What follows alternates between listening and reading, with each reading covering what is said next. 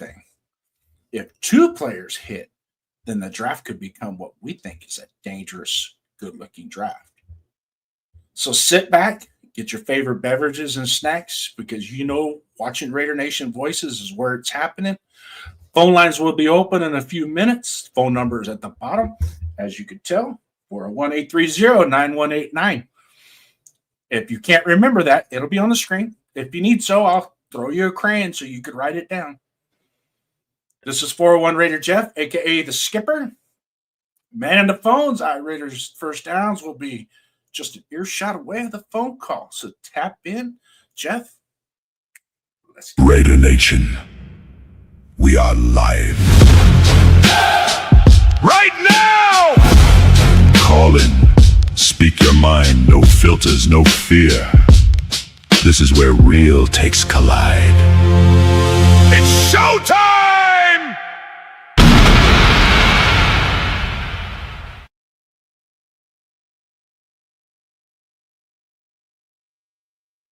And we're back. We are back.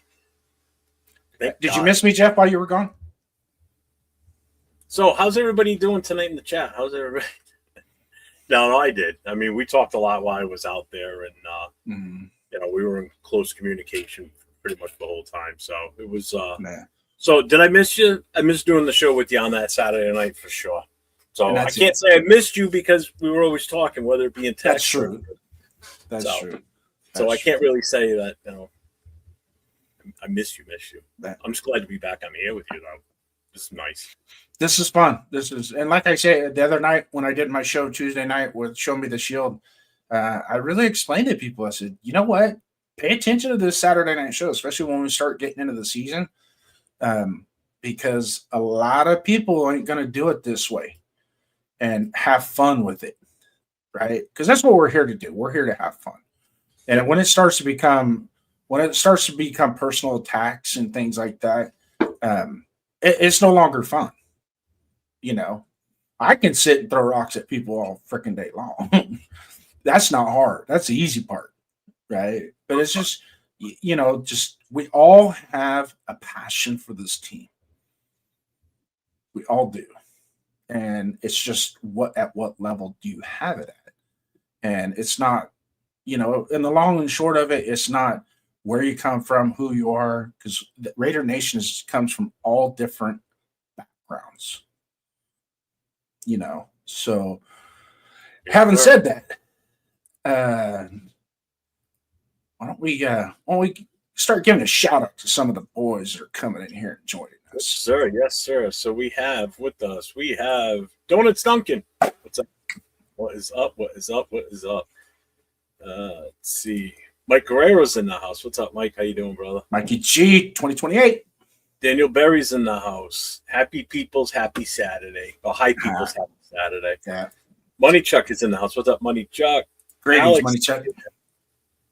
Let's see. That's it so far. It's everybody that's talked we've got 22 in the 22 watching right now, but only a few are talking in the chat. So they'll be here. Plan for us tonight, Jason. Seems as though you produced the show tonight, so this is I'm running the chat and the phone lines. You're pretty much the man in charge tonight, and I like this. I like to sit back and just drink your ice cold Dunkin' coffee. Nice and full, ready to go. Wait for an hour ago, picked it up on me. Yeah. I have my adult beverage of choice is Arrowhead water. Let's start it off, guys. Where you at? This is where real rosters are built, ladies and gentlemen, or gentlemen and ladies, or just whoever. If you're out there, talent didn't get them drafted, but mindset is what gets them paid. These guys are playing for careers immediately. No entitlement, just urgency shows up in camp. Coaches trust effort guys early. So, Jeff. Yes, that's me. What do you look for in a UDFA? What is some of the things? Because I'll be quite honest with you. In preseason, watching the UDFAs during the preseason games, I have a blast watching it. Watching what? The UDFA? Watching UDFAs perform in the preseason. Guys that, because these guys are playing for something. You get picked. That means the team wanted you to begin with, and they sought to use one of those valuable, however many picks the team has in the draft. And when you get a chance to jump on a roster, prior to training camp, especially when it's like the Raiders, everybody always looks at us as a different organization and, what this means right here.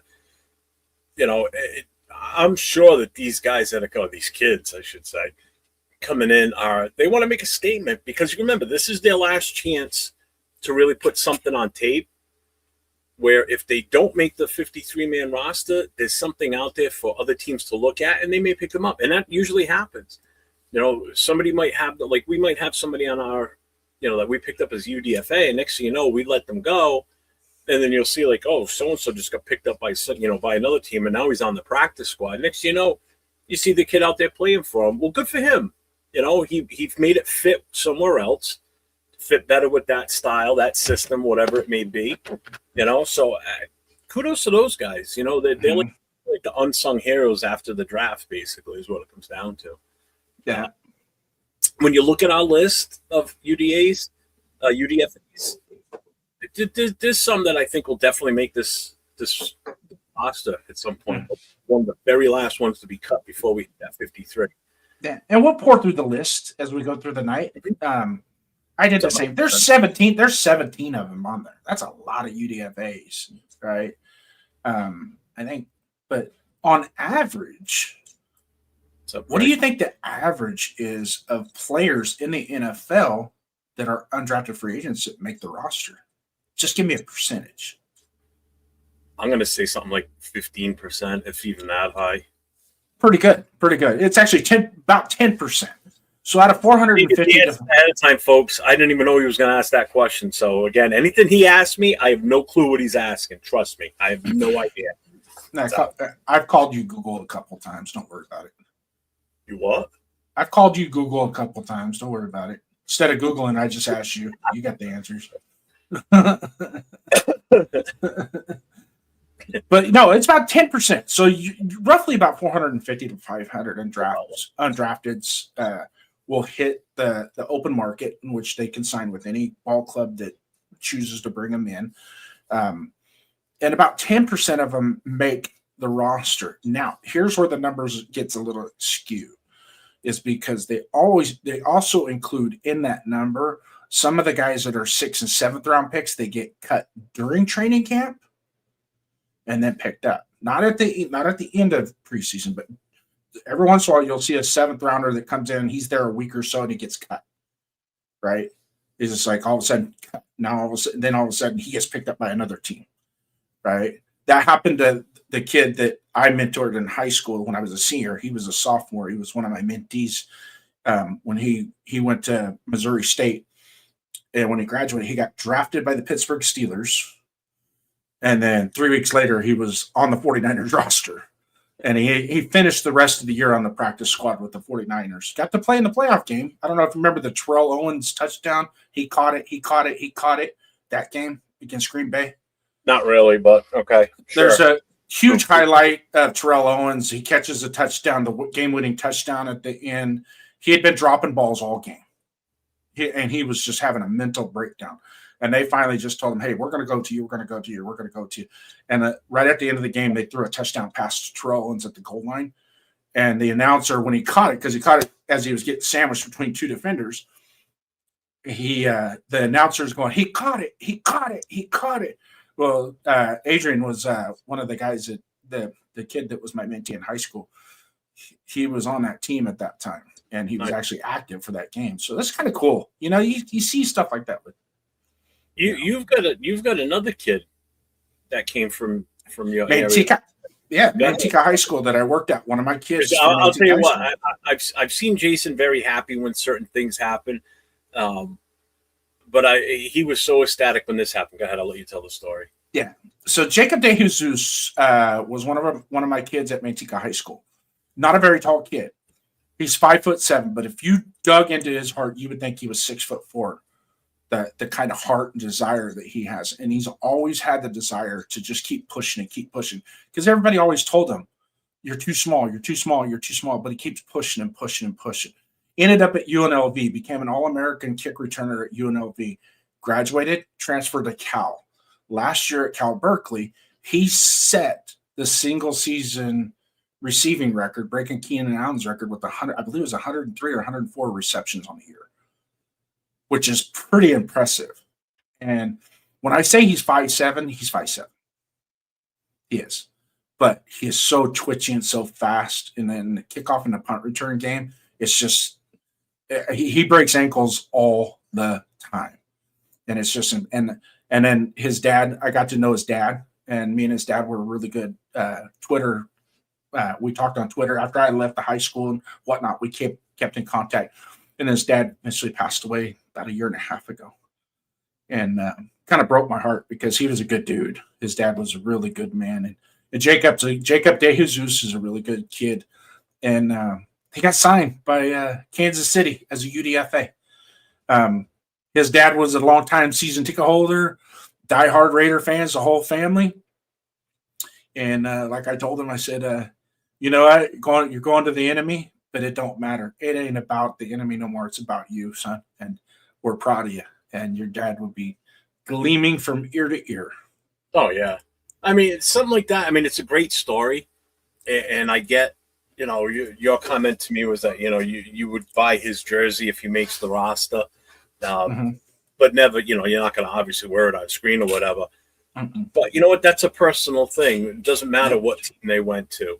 You know, like somebody, like if that was me and the kid went to the Patriots, I would probably buy if it was somebody that I had that close relationship like you did, and the kid makes it to the NFL and makes it say to the Patriots, I would probably get his jersey just to support the kid. You know, just to say that, you know, would I wear it? Probably not. But it's something that means something personal to you, and anybody that's got any issue with it because you're a Raider fan, they can kiss your ass and they can kiss my ass because I stand behind you 100% if you do that. I understand it. I get it. You know? Yeah. One of the cool things there's times where you got to take the Raider hat off and just respect the game and what it means for somebody like yourself to see somebody that you had a hand in when they were growing up and to see somebody make it. You know? So that's and a lot of my relationship with him was like a lot of passing conversations in between class periods and things like that. And just I would go out to the football field or go to the weight room during class and just hang out and talk to him. And after the games, I'd meet, you know, his dad would be down on the field and we'd meet up with them, take pictures and whatnot. And just seeing, and I don't know if anybody knows about Manteca High School. Manteca High School, you can Google them. They fucking win. I mean, 9 section championships in the last 15 years. NorCal Bulls. They produced some really good. Blake Nicholson's playing. He's a linebacker at Florida State. This will be a senior year. One of our stud players that we had. It's not an elite football program, but you know you're not going to put them with the De La Salles or the St. John Bosco's or anything like that. But you put them in the category that they're in, they win. They win, and it's really good. It's fun to watch. And you know, we had. Let's see. While I was there, we had one of our female basketball players was a McDonald's All-American. Went to Louisville in basketball. Her brother was massive kid, 6'4", 290, chiseled, like you would believe. And he ended up going to Harvard, but he tapped out of football once he got to Harvard and just wanted to focus on his education because Harvard is an educational scholarship. It's not a football scholarship. So he ended up going to Harvard, and he should be in medical school right about now. I haven't kept tabs on him. But yeah, just my experiences at that school was just amazing, man. I enjoyed every minute of it. Shout out to Coach Reese, Coach Varnum, those guys that I became good friends with, and Coach Walzer, who's a really close friend of mine that we still keep in touch and go do things together with. You know, just great guys, man. And they embedded me into that program. And I wasn't quote unquote a coach, but I also offered a lot of advice to the kids. I would go out. You know, they had me come out on Fridays before the games and talk to the kids before, while school was still in session, not before the game, but I would go, they all got their jerseys sitting in the classroom, and I'd come out and talk to them about, hey, what it's going to be like tonight after the game. And, you guys represent the community and all this. And, because I was getting phone calls on my days off from other officers that my kids were out screwing off. So I had to kind of put a clamp on it a little bit. So, but that's that. And getting a little sidetracked on the show. We're here to talk about UDFAs, rounds 4, 5, 6, 7. And I think we could open the phone lines, Jeff. What do you think? Go ahead and introduce the phone lines to the. I'm fine with that. Shout out Dave. Dave's in here too. Anybody that did. Dave is the gentleman that actually my Friday night show, my intro and outro. Dave is the one that put that video together for me. He did a freaking phenomenal job. Yes. And for him to comment like he just did on my short that I put together yesterday, that means a lot because I saw the quality of work that he did for me. And I'm just some scrub throwing shit together. And I thought it came out pretty damn good myself. But to hear it from him, that tells me I hit it. So I appreciate that, Dave. Thank you very much, man. No. So that was original music, background music, and the lyrics of the guy talking. I wanted that whole NFL film type vibe, and I think I nailed it. What it felt. So I mean, it's over 1,400 views, and I just put it up less than 24 hours ago. So I'll take that shit all day long. That was great. I spent a good chunk of the day yesterday working on it. Hopefully, we could do a little computer magic with the video as well. We're working on that as well. Yeah, I'm not going to say it. I'm going to just keep. It's going to be a surprise. I'm going to keep it quiet. Yep. What's up, Dixon Cider's in the house? I see. Cider. Jake Long's popped in. Greg is here. Money Chuck is here. Ray Love popped in. Who else did I miss? My 2 cents is here. Robert Pena popped in, but he's driving, so he probably won't catch the whole show. That's right. He's listening. Everybody that was looking for my live. For some reason, when Jason started the show, my channel didn't kick in, so I had to delete it and then reset it up again. So you might have missed like maybe the first 3 minutes of the show tonight. Basically, what you missed was what do you call it?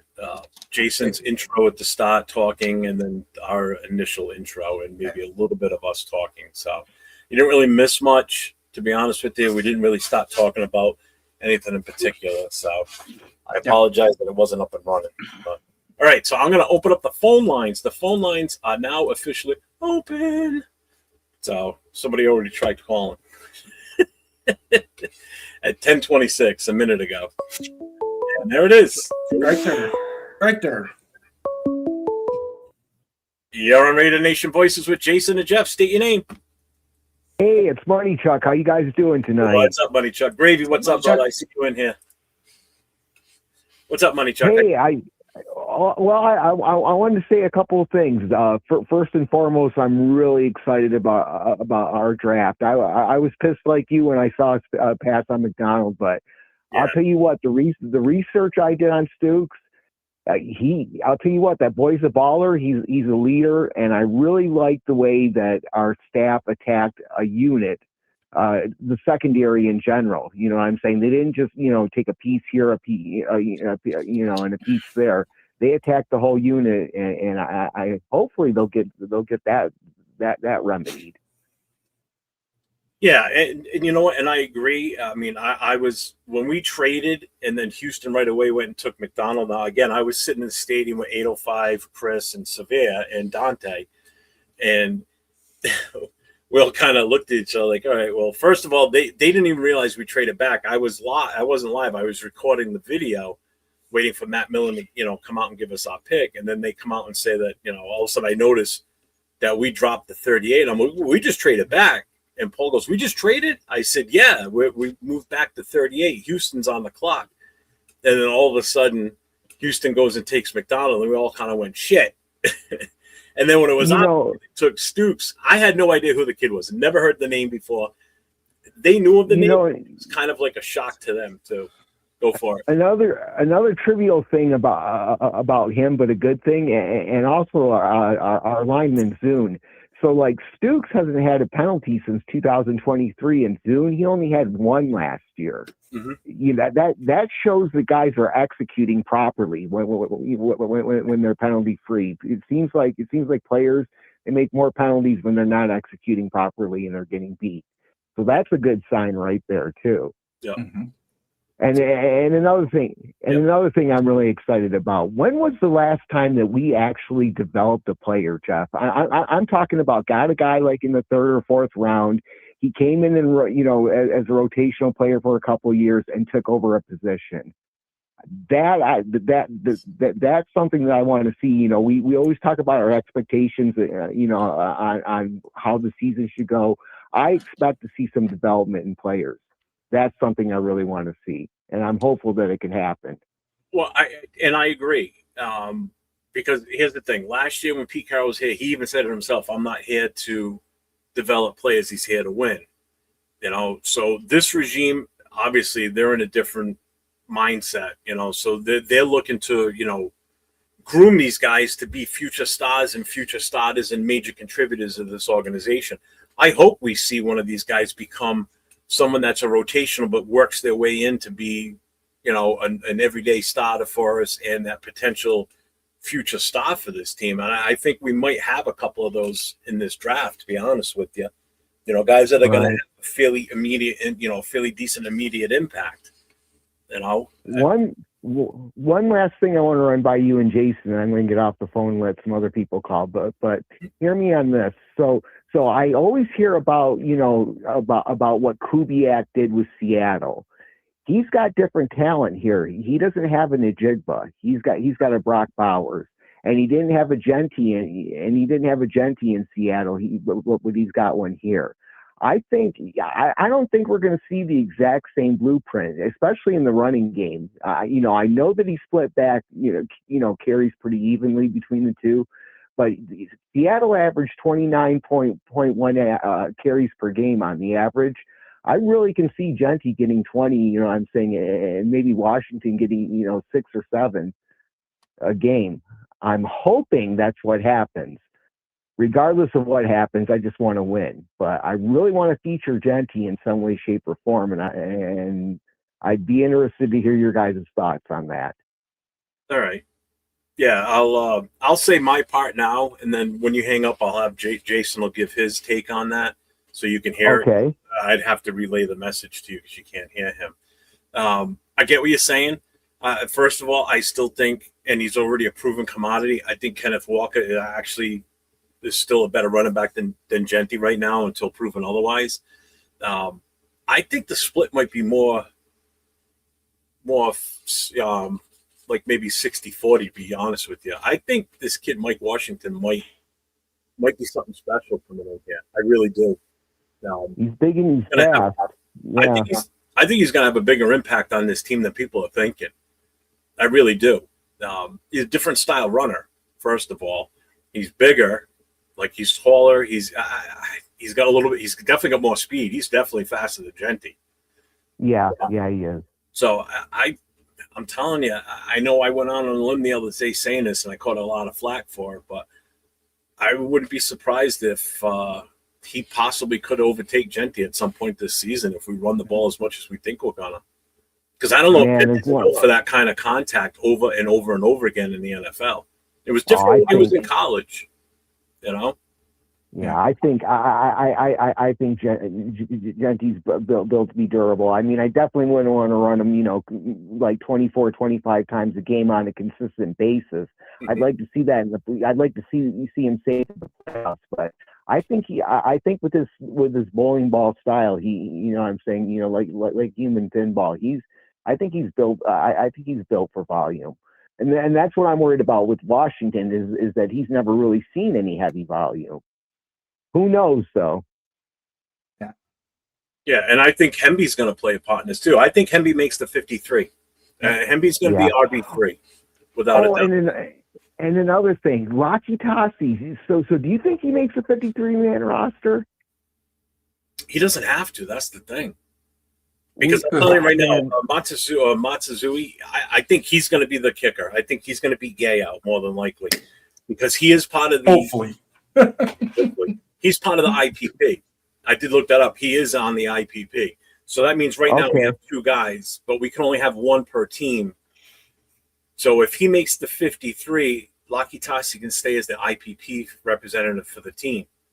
But I think they both might make that 53 because I think what they're doing here is by moving him over back to the defense, when they go into the true 3-4, he's going to be that zero technique guy. It's an easier spot for him to learn, especially with his rugby background. Right. It's basically just plug up holes and take on as many blocks as you can, and he's a beast of a man. You can use a nose in a 4-man set too, man. I know that, but I'm just saying in a depth full straight on 3-4, he might be the best place, or that might be the best place for him. To be honest with you, I at least want to see him on some short yardage plays, but getting back to the development, we've got to get him in there some way, some shape. You know what I'm saying? To develop him, even if it's a limited basis. I'm hoping that they do it. Oh shit! Ready for this? This is kind of breaking news right now. Yeah. So Snowden got cut. Yep. We signed the following players today: Devin Perkins from Utah Tech, Nicholas Henning from Queens, Canada. He's a tackle. Perkins is a safety. Patrick Guard is a tight end from Cincinnati, and Kamal Missouri is a tackle from UTSA. We waived the following players today. We waived Charles Snowden, defensive end. No shit. Yep. McClendon Curtis, a guard. Matt Lauder, tight end. And Layden Robinson, guard. So we waived those 4 players. So Charles Snowden is gone now. Wow, they must have a lot of faith in our 3rd-round pick. And I think that's like him. One of the reasons, to be honest with you. I like that. I like that kid too. He's got good physical attributes, and he is twitchy as hell, man. He's quick off that line. Yeah. Hey, listen, I'll let you guys go. I'll let some other people call and I'll let you discuss. But always good talking to you, gentlemen. Have a good night, okay? Jason, I'll let you get your take on Washington. Thanks, Money Chuck. I appreciate the phone call. Bye-bye. Real quick, shout out to Aunt Six on his 1 month. Thanks, brother. Salute, brother. D-Menace is in the house. What's up? Kaz is here. What's up, Kaz? Tana Jack popped in. I saw your message, Jar, on here, and then I went to Instagram thinking you probably sent me something, but someone else posted something. I think it was Aunt Six posted in this big group chat that Jason and I are in with them. So go ahead, I'll let you go. Yeah, I actually disconnected from that chat about an hour or so ago. My damn phone wouldn't shut up. So I was like, yeah, it would. It was kind of pissing me off. Oh, we were talking about Money Chuck's take on Washington, and Money Chuck. You have your take. Now I'm trying to remember exactly where he was going with that. I do know. I do like Washington, and yes, Money Chuck is absolutely right. He's coming to us with not a whole lot of tread on. There's not a whole lot of miles on him.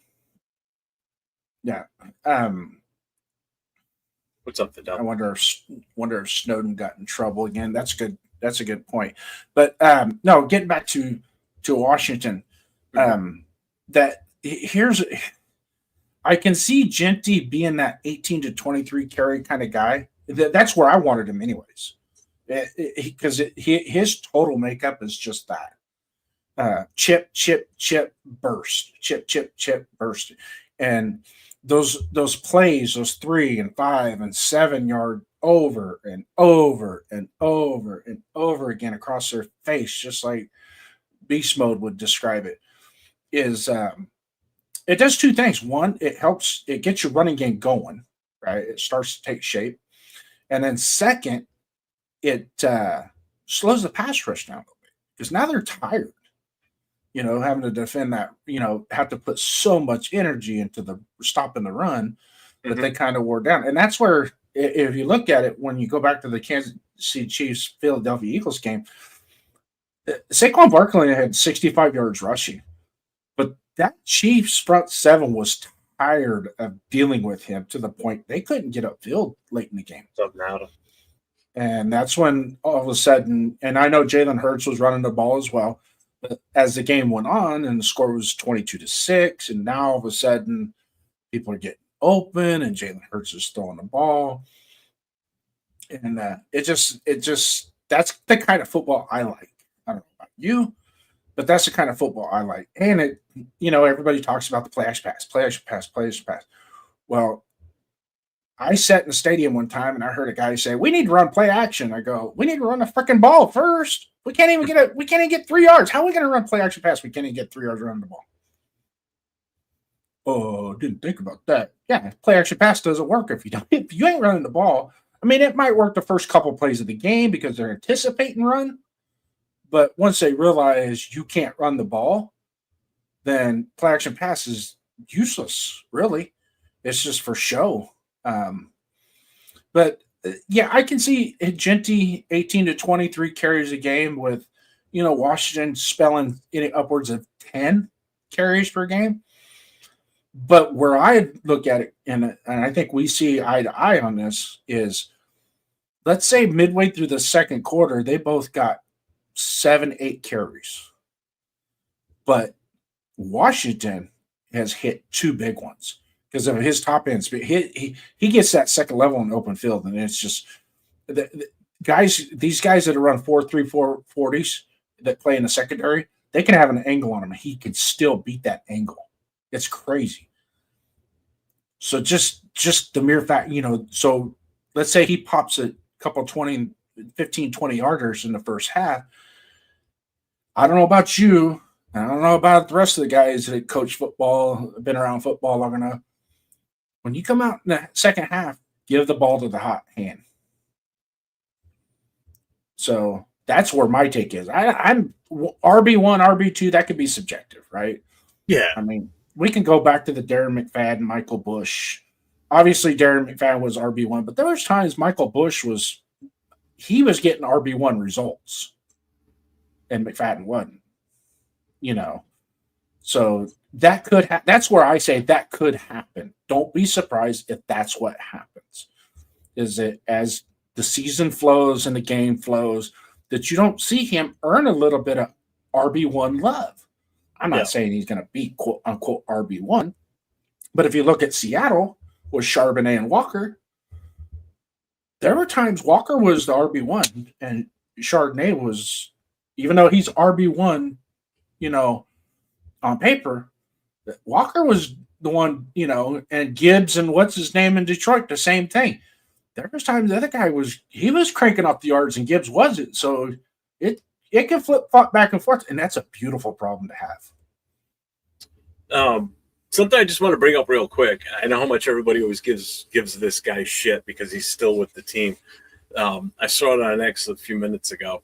So get this. So John Gruden's son and Raiders strength and conditioning coach Deuce broke the powerlifting record last night in his weight class in Las Vegas.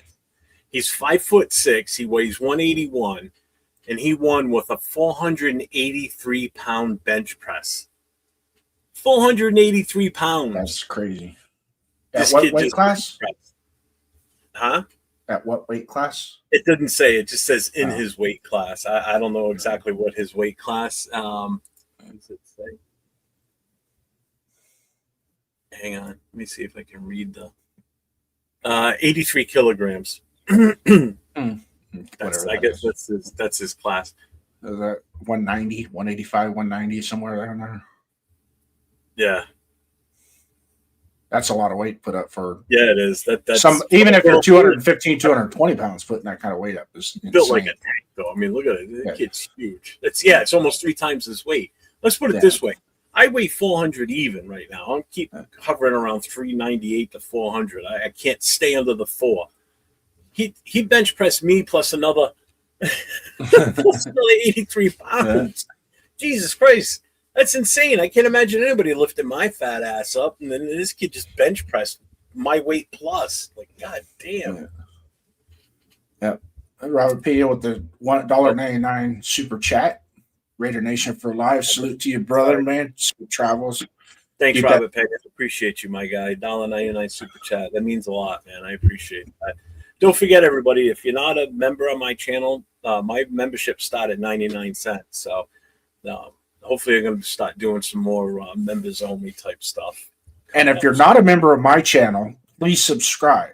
Yes, because it's helping every bit. Because between me and the boss over here, we get this thing rolling between the two of us. Our goal is to get up there. We want to shout it out, and it's not because of us. It's because of you guys. We're bringing you guys with us. We're going to be the new John Madden and Pat Summerall. Now we might have to tell Bueno to chill out a little bit. Rorschach to kind of make sure he's got a suit and tie ready to go. Tanner Jack's always dialed in, ready to go. Money Chuck is always dialed in, ready to go. Eric Bell. Hey, Eric, real quick. I want to touch bases with you, and I totally see where you're coming from. My objective and perspective of what the situation that we're going into with both of these running backs is the fact that it is a blessing as a team to have a feature back, but also another back that can be one, be complementary, and two, come from a completely different style of running, and it just changes the pace of the game.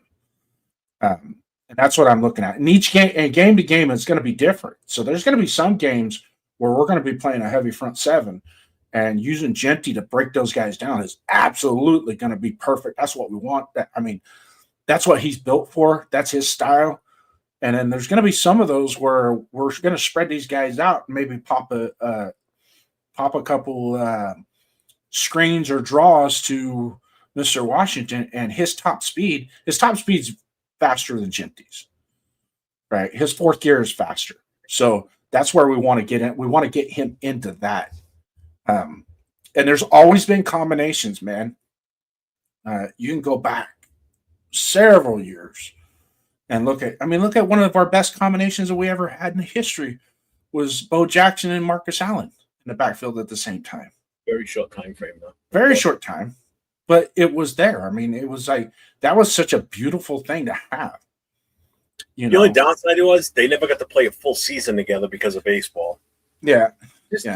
I sit here sometimes and I think back to those days and wonder what we really would have been like in the 80s if both were playing full time. Like if Bo was here full time from game one to the final game of the season, how different that would have been. Because you saw the impact he had the day he showed up, from the first game that he could play in after baseball season was over. I mean, the guy never missed a step, man. It's like, Jesus Christ, what he could have been. Well, man. Think about just if we got like 10, let's say he told Kansas City, he said, hey, season's over.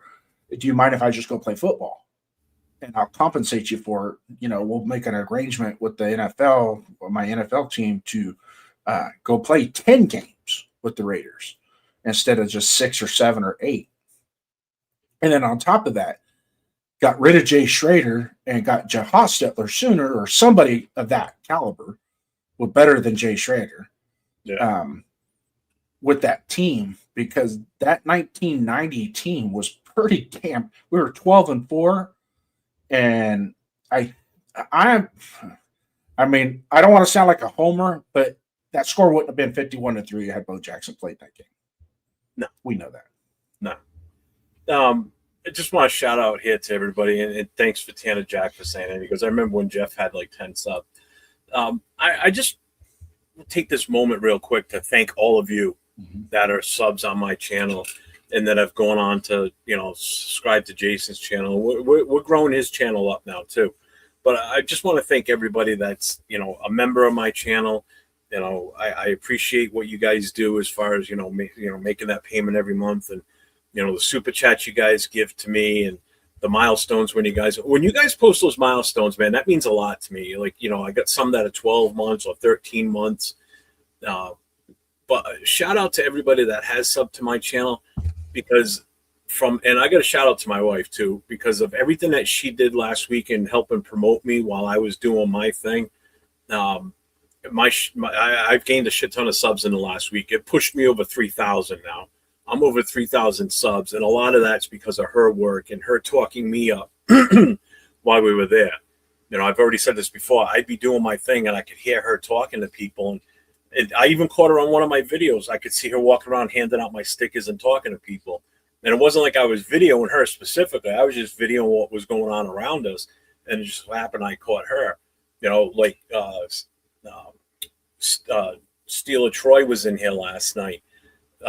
One of the super fans for the Pittsburgh Steelers. He was in my chat last night. You know, I finally got to meet him in person for the first time. And he already knew about me because he says, I watch you all the time. I'm like, shit, I've never seen you in the chat. He goes, yeah, because I don't usually chat. I said, well, you know, next time you're in, say something and I'll definitely shout out to you. And he did last night. And then I brought the picture up of him and I together because we took a picture together. And, you know, so a big shout out to all you guys. I appreciate everything that you guys do for me. Following me, and, you know, showing the love to Jason. You know, it just, it makes me feel so good when I see you guys in the chat, and you know, you guys recognized, you know, how long this journey's been for me to get to where I'm at, and I never forget you guys. You know that. That's why I always make it a point to really emphasize the chat on all my shows. So again, a big heartfelt thanks to all of you and for sticking with me, even some of my stupid ass takes and how bad I talked about Mendoza and all that shit. You guys are still here, you know, and you know, Bueno, pretty much him, Sacktown Mike, Robert Pena, you know, Tanner Jack. Some of you guys have been my day ones. You guys have been around since I started. So shout out to all you guys too that have been here from the very beginning and still with me to this day. That means a lot. And like I said last night, just remember, don't be a Bueno. So anyway, don't be a Bueno. I can add to that. And like I said, we're going to take this channel, we're going to take this show up, but we're bringing you guys with us.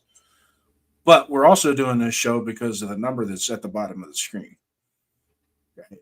So if you feel frisky, call in. What's up, Fruit? I also want to give a shout out to some of the guys that have influenced us. I don't know about you, Jeff, but I'm pretty sure you can shout out to them. 805 Severe, Chris from Protect the Shield, Cage Match Show with Asylum and Savage. On my side, Rodney All Aboard. I watched a lot of him. Very influential. What's up, Kenneth? I like to say, no matter what our differences are in certain things and aspects of this team, ultimately, we're all the same. Turf, Ultimate Raider 32, have watched a lot of his content. Love his show, man. It's very, very informative. And Severe, Rundown. If I could give a shout out to all you guys, man. You guys are all part of this, and we're all one community. Even though there's differences, we're still family. Ultimately, so it doesn't. There's no reason to hate. Yeah, one of the biggest ones I got to give a shout out to is definitely Leo Cheeto. He really helped put me on the map. I appreciate him 100%. Yeah, Cheeto too. You're on Raider Nation Voices with Jeff and Jason. State your name. Jeff, my good man. How the heavens are you? Good, and you? How you doing, buddy? You should know by now whose voice you're hearing. It's Kenneth. Yes, and blessed Dee. What's up, brother? How you doing? I'm all right, my man. I have to say, one of my absolute sleepers of the draft is the one that my boys took. Rutledge. Kalen Rutledge. Yeah. Kalen Rutledge? Yeah, you guys got him in the first round, number 26. Yeah, we talked called in last night. Yeah, I thought that was a great pick for you guys. You know, you needed that help on the offense. You know, you guys addressed your two major needs, which was, you know, your offense and then the one and your D tackle that you stole from us. Traded the pick. I was just about to get to that. The one that we stole from y'all. I honestly think, in all seriousness, I don't think we were going to probably take him anyway, based on how everything went. Because we addressed the defensive tackle. We had so many opportunities to address the defensive tackle that we never really did until late in the draft. That just tells me that they're comfortable with what they have in-house. Because if they weren't, they never would have traded that pick, and they would have taken him then. Because they probably knew automatically you guys were going to take him. Yeah. You know, we knew that was one of your weaknesses. So I'm sure, not one of your weaknesses, but one of your needs, I should say. I don't mean to say weakness. Yeah. But I'm sure they looked at take him. So when I looked at the team needs, that was definitely one of the needs that was that was mentioned. Because if you remember last season, they were ranked near the bottom as far as like win rate. Yeah. If I remember correctly. Who, the Texans? They were ranked near the bottom as far as like offense, as far as like sacks or something like that. Oh, okay, I see what you mean. Yeah, like they had the most quarterback sacks and everything. Yeah, I mean, because again, your two major needs were offensive guard and center. No. You know, and you guys grabbed two guards in this draft. You got Rutledge, and then you guys took in the 4th round at the 6th pick in the 4th. You took Fabici Nawawi. Now that name you just mentioned. Yeah. That could be an absolute steal right there. He's 6'4", 319 pounds out of Oklahoma. That could be a literal steal. Strength when he plays squared up with defensive linemen. He makes good contact, though he has some trouble latching on and sustaining blocks as a run blocker. He could pull and work in the straight line. However, he has some trouble redirecting in space. I mean, this stuff's all correctable. That's the thing. If you guys got a good O-line coach, which I don't know who you have, I mean, some of that. I can't think of the name right off the top of my head. Yeah, but that's stuff that can easily be fixed. You know. But I'm telling you right now, like you said, if that stuff can be fixed, and if he can fix that stuff that you mentioned, that guy could be a literal steal. I mean, you hope he is, yeah, for sure. You know, I mean, he's got some of the great intangibles there. I mean, again, you know, they fix those small issues like that, and you guys will be fine. You guys were good last year. You were 12-5. You finished 2nd in the AFC. You know? Yeah, behind. Defense is what helped you, so. Yeah, definitely. The only mistake last year in that game against New England, and this is God's honest truth, was turnovers. Yeah. That's the only thing. If we hadn't turned the ball over as many times as we did, we probably would have won that. Yeah, probably. Hey, ask him if he's got any news on Tank. I have to say that guy whose name you just mentioned, that one from Oklahoma, if he can fix that stuff that you mentioned, he could be an absolute steal. Yeah, I think so too. In this draft. Hey, what's the latest on Tank for you guys? When's he slated to come back? I mean, what is he? I have not heard anything, but that'll be something that I'm definitely going to look into. I'm hoping, this is God's honest truth, I'm hoping he can be back by minicamp, because I think we're in minicamp now, or about to be. If he's not back by minicamp, I'm hoping he'll be back probably by training camp, which I believe is in the mid part of July. Yeah. All right.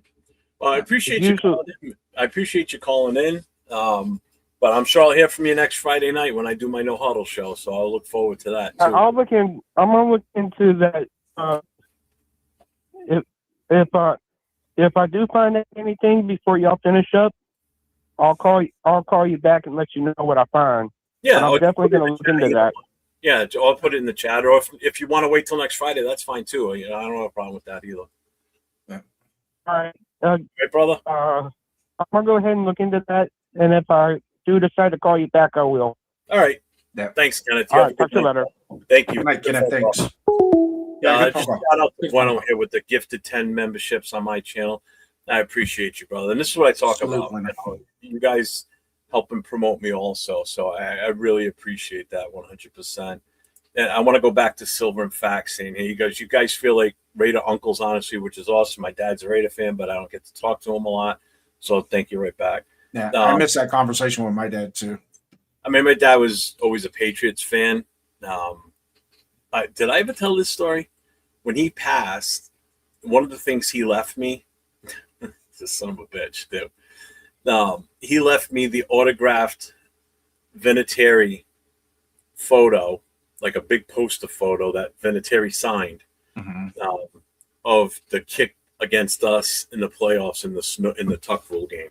Tuck Rule where game. they went on to win it. That's what he left me. I mean, along other stuff, like some of his Fire memorabilia and other things, but that's the one thing he sent me. I never put it up in the house, but I still have it, and obviously I'm not going to get rid of it because it's from him. But it's like, God damn it, Dad! It's like when his wife gave it to me. I'm like, son of a bitch, this is what he leaves me. I'm like, this one last, like, fuck you, Jeff, you fucker. Proof says we're our you're my Raider hub. Thanks, man. Yeah, and you're right, Dixon. How boring would shows be if we just sat here all the time and we both agreed together constantly, and with the chat, and there was no dispute. There's no, you guys have a different take than I do, or I have a different one than Jason does. I mean, those shows are boring. I've seen those shows, and those shows suck. I'm sorry. They're no fun to watch if everybody sits there and go, oh, I agree, over and over again. Let's see. Thank you. Nobody agrees with me. Absolutely, I don't agree with you. That's the way it should be. Let's see. I just want to get through. Chewy's in here? Chewy got a shout out. I didn't see his name pop up in the chat, but did I miss it? If I did, I'm sorry. Well, unless that's him, proof is in the pudding. I don't know. Yeah, I can tell you this: if he is watching us, and usually he does, Chewy, my guy from the 559 as well. I'm not from the 559, but he is one of the guys that I know from the 559. Much with Coach Gravy as well, and Lowe and. Chris R. that was on my show last week. He's from Fresno. So shout out to you guys down there holding it up. Let me see here. I just want to read out real quick. So when Bueno did that, let's see, the memberships went to Enamored, Brave Raider 22, Taddy, Haley Peterson, I Am Punchy, Coasty Too Foolish, Matt Marinovich, I Love Speed, Chris Ferreras, and Ricky Delavera. I know I probably murdered his name. Say that fast 10 times. Absolutely not. Gravy, did you all know Mr. Washington has 10 bucks in 3 years? Jason did that. Yeah. He gets a little lazy. He gets a little lazy with his ball handling. What's up, Tokyo Raider? What's going on, my guy? And some of those fumbles weren't big hits either. That's kind of the scary part. Most of my takes agree with Downs. Well, that's your problem. 805. Yeah, I don't know. I haven't seen him in here yet. He's listening. Don't fool yourself. He's listening. So Proof says Mike Washington with fumble rate so high needs time at fullback. I don't think we use a fullback much, but blocking back. Well, that's where Connor Hayward comes into play. Yeah. And shout out to Joe Morley. He put a shot out the other day, and I commented on it, and I agree with him. I said, you know what? I said, and you're absolutely right. I said, nobody's even mentioned his name until Joe did. I mean, people talk about him, obviously, but nobody's looking at him as like like the missing link type of look, where he's going to have value on this roster where people aren't really expecting it for 2 reasons. One, for his blocking ability as a fullback, and the guy can catch the ball. He came into this league as a tight end. They converted him to a fullback hybrid tight end, and he's a big target. So I agree with him 100% now that I think more about it. And all credit to Joe Morley on this. Great pickup on him and a great take on it when he put that shot out. And I'm like, God damn, he's right. You don't really hear anybody talking about him and how valuable he's going to be to this offense under Kubiak. And I don't know if you agree or disagree, Jason. I don't know what your take is on it, but I thought it was a great take on his part. The West Coast offense utilizes the fullback in the passing game quite well. Just go back to Tom Rathman. We had John Ritchie was utilizing the passing. He caught more passes than he had runs. you know, so just by play design in of itself, that's not nice. So Kenneth said Tank Dell unknown when he is scheduled to return. Yeah, some bitch better come back soon because man, he was awesome in fantasy until you got hurt. Oh yeah, dude, you talk about a guy that could take the top off of defense. Woo, good lord. But Eric, that's part of Kubiak's scheme is with a fullback. So we have a fullback. That's what's required in his system. Mm-hmm. So I mean, you can't sit there and say we don't need a fullback. We did. That's why they brought Connor Haywood in here in the first place. Other than that, we never would have signed him. We wouldn't have, you know, if they didn't need one. So I mean, we definitely needed the fullback, you know, based on his system. Let's see. I think I'm caught up with the chat now. Yeah. Oh, Rosetown. Here he is. What's up, Rosetown? What's going on, my guy? Rosetown native salute, man. One of my mods over there. I think I made you a mod. If I didn't, let me know. Had to. He's like one of the. When we joined your channel at the very beginning, when you were still, you know, trying to figure out where the keyboard was and all that stuff, me and him, it seemed like me and him were always like the first ones in plugging it. But it's Rosetown native is one of the guys right there, ready to rock and roll. I'll let you get back into the control of the show again. Are we done chatting? Yeah. So let's do this. Let's do this, ladies and gentlemen. Well, and don't forget the phone lines are open, and then we right there. Call. Have a tape. Don't suck. Bring it. Let's go. You're on Raider Nation Voices with Jeff and Jason. State your name. It's Raider Mark, Pacific Northwest. I saw that you guys were live, and I'm like, oh, shit, I got to go to the garage and call. I miss you guys, man. I miss you. You've been doing some awesome shows, man. Thank you. Thank you. We appreciate that, both of us. We thank you very much. Yeah, it was weird not doing it last Saturday, but obviously I wasn't around. I mean, we still could have probably done something, but it wouldn't have been with phone calls, you know, because obviously it could have been because I had my laptop. So, yeah, I could have still done it. You know what, though, Jeff? Yeah, I almost called in the other day, but my grandson was spending the night with me. And I was like, I'll wait. Yeah. And then, it was so bad, man. You made me feel so guilty, Jeff, because I bought that shirt when I found out everybody was talking about and we were going to draft Mendoza, right? Mm-hmm. I got onto eBay and I was starting to looking for Mendoza shirts, right? Yeah. And I found one. I found it. I got it for $32 shipping for free, right? Damn. And that was like 2 days before Kirk Cousins happened. And then Kirk Cousins happens, and then you started doing this, man. What the frick, man? If we're gonna do this, then why are we doing this? And I was feeling the same way as you then. I'm like, hey, if we got Kirk Cousins, then why don't we sweeten the pot and make him the man for the next 2 years? You know what I mean? Yeah. And I was feeling like, oh man, I might have just jinxed the team, man. Well, you wouldn't have been the only one because there were plenty of people that bought Mendoza jerseys and T-shirts. I mean, I will say this: when I was at the draft, there were a few people wearing Mendoza jerseys and shirts. Probably not as many as what was showing up in Vegas for the day one draft, and obviously on Friday when everybody went to the training facility to actually meet him. Every picture and video I seen from Leo and shit, Mendoza jerseys and T-shirts were everywhere. So, yeah. Oh, that's good. That's good because I wore it to pick up my grandson at school one day. Yeah. And I even had some Seahawks fans go, hey, I think you finally got a quarterback, man.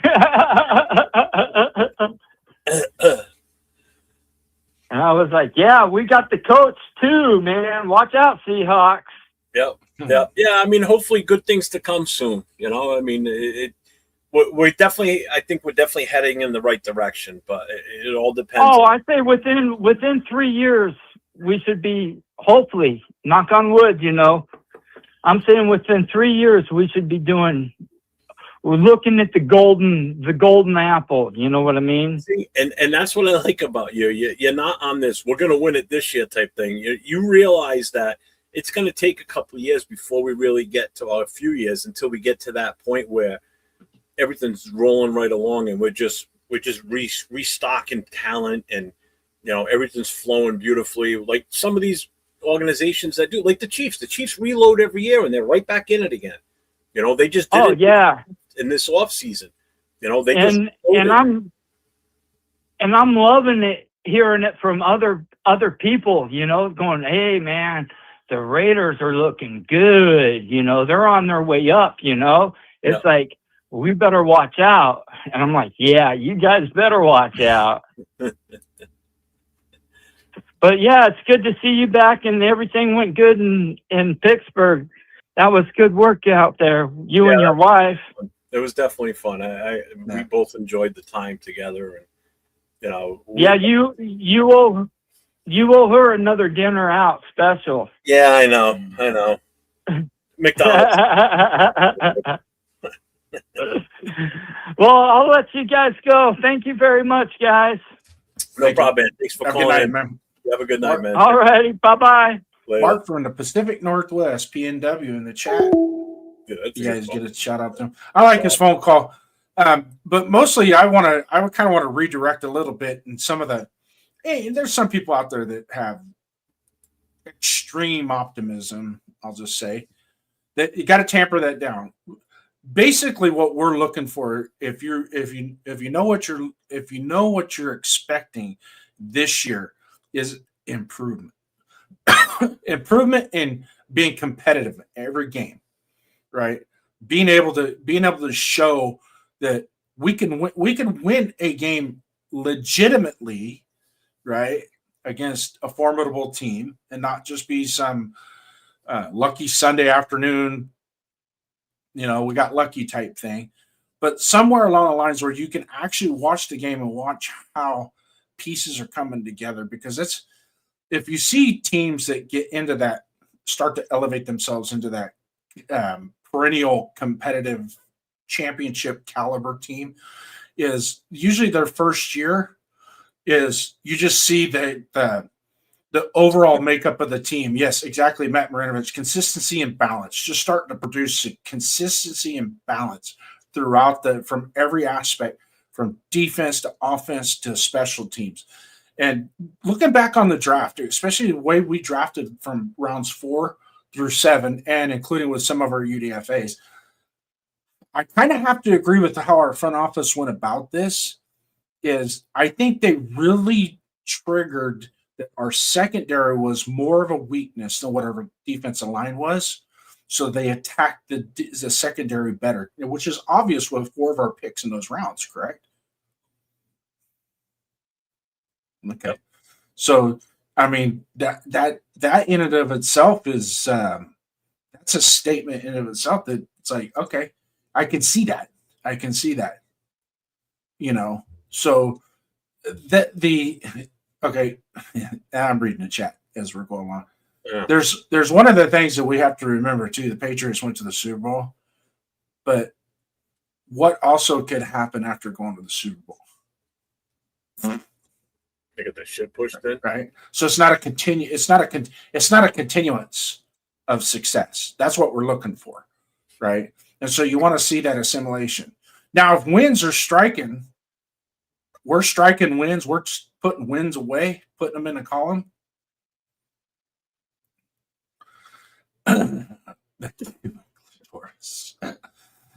Oh man, I can't wait. This is going to be a fun 3 years.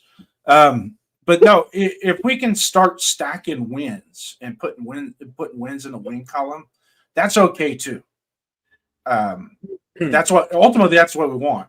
What I want is when we go into next year by week 9, 10, 11, we were all still watching the freaking game all 4 quarters. Mm-hmm. Right? Last year, the last 2-3 years, by week 5 and 6, most fans were. I don't know about you, by halftime, people were checking out. They were like, "Yeah, I got other shit to do than watch this stuff." So that, as a fan perspective, that's what we want, right? Yeah, we want. If we're going to spend our Sunday afternoon enjoying our team that we love, we want to be able to see them go out and perform at least to the extent where we can appreciate it. And then we can jump on everybody's YouTube channel and bitch and complain about, well, if we only did this and we only did that. And it's like, pump the brakes, man. Where were you last year? Because this is a hell of a lot better than what it was last year. I just want to address Matt's thing here. We needed a real free safety and an upgrade in the defensive back room. Mm-hmm. So, Matt, do you feel that we did upgrade it enough in the draft and free agency, or do you still think we need more? Because I think we upgraded, but again, the proof's in the pudding. Mm-hmm. You know, and until once we finally get on the field and see what these guys can do, and then we'll know really if we've got the right guys or not. Mm-hmm. You know, so I'm just curious if Matt thinks we did enough, or if he still feels we needed to do more. Cool Kev jumped in. What's up, Cool Kev? What's up, Cool Kev? Why don't you spell it all out? The cubicle it works too. Yeah, true. Matt redrafted a safety round. True. We need to snort that opium again. I was going to say something inappropriate about Mendoza and another name for a roost. Okay. Okay. Several DBs in the back. Also, because no one has said it today, I'll say it. AOC MVP season incoming. Absolutely not. That's not happening. Jump with a $5 super chat. Australian money. He says, "Hey Jeff, what did we learn this morning? How do you say new UDFA's kicker's real name?" I gotta look up his first name again because hold on. Oh shit! It's not in that list. Fuck. God damn it! I don't want to keep going. I told him the Tokyo. The only time I've said Tokyo Toe today is when I'm reading the chat messages. So, nope. All right. I know my screen is bright, but it's Kansei Matsuzawa. There it is. And then after you say it, go, bless you. Kansei Matsuzawa. Right? Did I say that right? No. But thank you for the $5 super chat, Avakasi. I appreciate that. Yeah. Let's see. All right, I want to find Matt's answer here. The Cuban Cortex. Jesus Christ, you guys are ridiculous.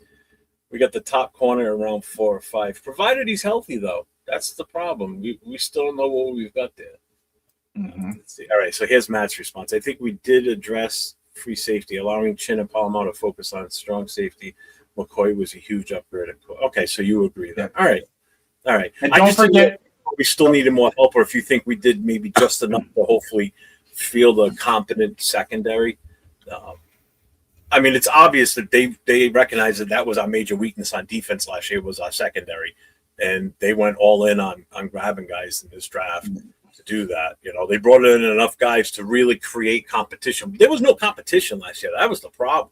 Mm-hmm. There was no competition in that secondary. It was just whoever looked the best out there, and they just rolled the dice on, oh, that's who's going out there today. You know, I think these guys that we just picked up in the draft, if McCoy can play, oh, good God. You know, and if his issue is not that major and he can play at his caliber of 2024, damn, that is without a doubt in the entire 32 NFL teams, the steal of the draft. I'm sorry. Man. If he plays like that again in the pros, see you later. Mm-hmm. The more I think about it, I love the pick. Eric says, sorry, Jason, won't take 3 years. I can address that. If I insinuated that it was going to take 3 years, I apologize. What I'm trying to say is usually the plan is within the 3 years, you want to see that progress. Like this year, you want to see the progression. So it's not like a lot of people said, not I myself thought the same thing.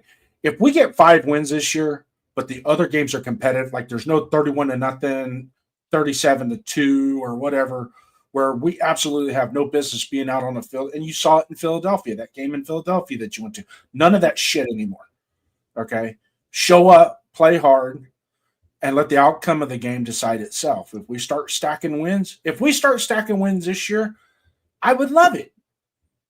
But I also want to see it to where it's going to be a long-term success, not just a couple years and then we're right back to drafting in the top 5 again after a couple 3 years. That's what I don't want. I want to see sustained success. Something where you look at the Rams, the Niners, the current Seahawks after they got rid of they had success and then Pete Carroll had a couple down years and then they brought it back up. You're seeing, hell, I would be happy with just playing a couple years like the Buccaneers have, where we're fighting for a division title at the end. We go into December and we still got a shot to win the West. Not saying we're going to, but just we're in that position to where us as fans can freaking enjoy the season. That's what I'm looking for. The last 3 seasons, the last 3 in particular, by week 3, it was almost, I never check out. I always watch the Raider games. I don't care if it's I don't care. As long as they're on, I'm watching them. But there's no emotion when I'm watching them. It's like, if they score a touchdown, great. They throw a pick, I feel the same. It's like, we're just out there. It's just, all we're seeing is our uniform. And what's the shitty part about it is it was tarnishing our uniform by what we saw the last 3 years. It really tarnished our shield. And shout out. Oh, good. I thought you were done. Go ahead. Shout out to Aunt Six with the $2 super chat. Week 1 starting O-line in UDFA's kicker's name. So, Kansei Matsuzawa. So, yeah, Matsuzawa. Yeah. So, thank you, Aunt Six. I appreciate you, brother. Yeah. Let's see. If our secondary can give the defensive line a little more time to disrupt the QB, more turnovers will come. Absolutely. And I've said that before. I said that last year, too. If we don't need superstar corners if we have a pure threat up front crashing that line and forcing quarterbacks to get out of their rhythm before the receivers can get to their, to actually run the correct route. We just need serviceable guys. We're beyond serviceable guys with what we've brought in now, I think. I think we've got guys that can hopefully keep up and compete with these wide receivers that we're going to go up against, too. So, again, it still remains to be seen what happens on the field in practice and preseason to really get a feel for how the season's going to go. And to get back to your point about the whole draft thing, too, and everything in the future of the team, I want us to get to the point where when we're drafting each year, we're not drafting because we still have so many holes to fill on the starting roster. I want us to get it to the point where we're drafting for depth. We're drafting for guys to eventually take over at some point. We're drafting, instead of picking up 30-something-year-old free agents and, flashy names that are free agents, you're drafting each year to reinforce your starting roster so you've got rotational players that you can just plug in right away. I don't want to have to keep drafting early in the first round or second round for key players because we just don't have them.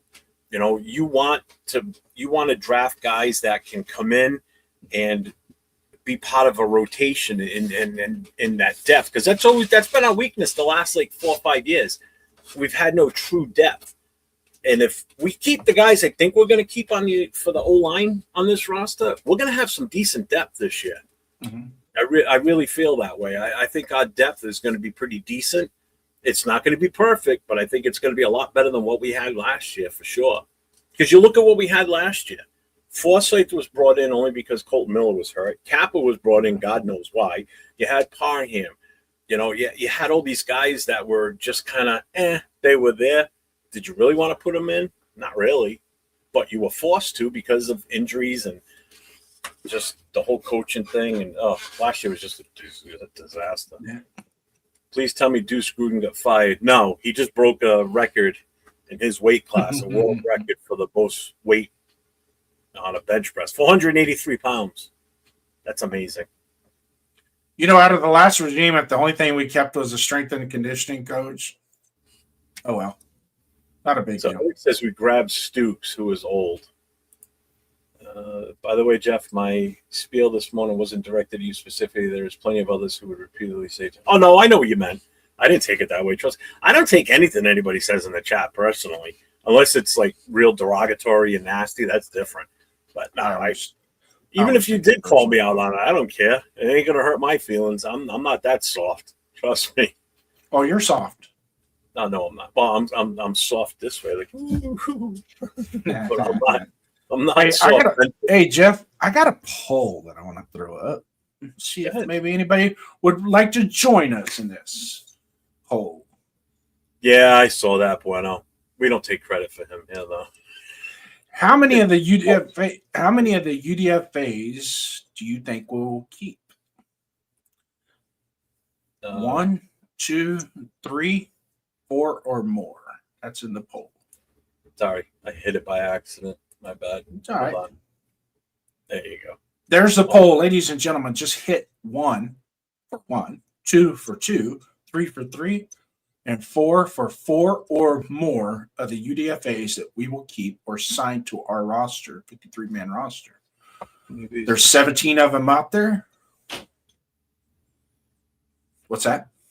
No, I'm just reading the question because I got to put my answer. Yeah. So here's a little trick to the polls because we run the polls off the StreamYard side, not the YouTube side. Just put the number. Don't put a comment. If you put a comment next to the number, it won't register. If you want to make a comment, type the number, wait, now send a comment. I picked this number because of. Literate. Anyways, So and the phone lines are open. Yeah, phone lines are still open, folks. So if you want to call, phone number is right here at the bottom of the screen, 401-830-9189. Yeah. Silver Fax says, if McCoy doesn't need surgery yet, watch out for it. I don't. And here we have a phone call. You're on Radio Nation Voices with Jeff and Jason. State your name. Go Birds, dickhead. Looks like somebody's kid got a hold of their cell phone.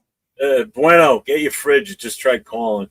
Yeah. Sounds like it hasn't dropped its puberty balls yet. So, Rated E. Trading Stooks, I believe, 60. So here we go. Billy's Pizza Hut. Get your grumpy ass. Oh, I saw it come in the same way. So. I was hoping coaching would help the DB room last year, but coaching was one of our weaknesses. Oh, absolutely. So PNW Mark's history is Nat Mendoza's favorite coffee is Dunkin' Donuts. Fuck him with Dunkin' Donuts. That's my thing. He can't steal my fucking thing. He already got a endorsement deal with him. I should have gotten an endorsement deal before him. I'm a real deal from New England. He was just born here and then moved out. That doesn't count. Yeah. Another reason I don't like him. God damn it. I'm kidding.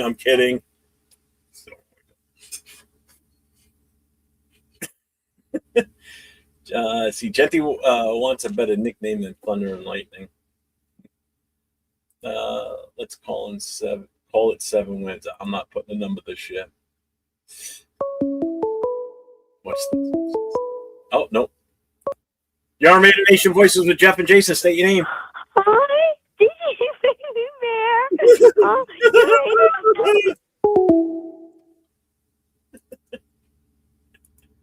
Oh, I love it when they do this. This is fun. Yeah.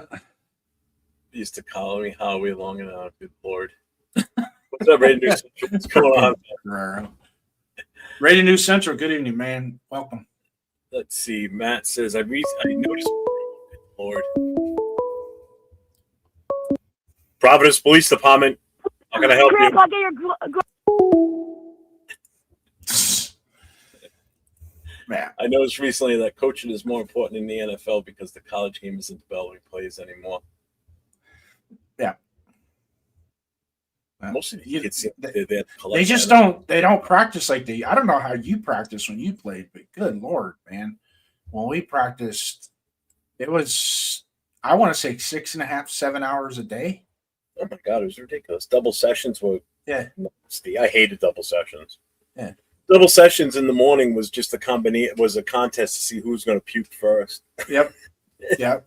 And you could pour slug. Whoever drank orange juice in the morning was usually the first one. It was the big who had question. waffles? Yeah, you'd be getting dressed in the locker room, and you'd hear someone say orange juice, and you'd be like, "Oh!" You'd stay away from that guy because guaranteed he was going to hawk it, man. It was coming. We've been down since the year before Carl left. We needed that 7 wins. I think Mendoza can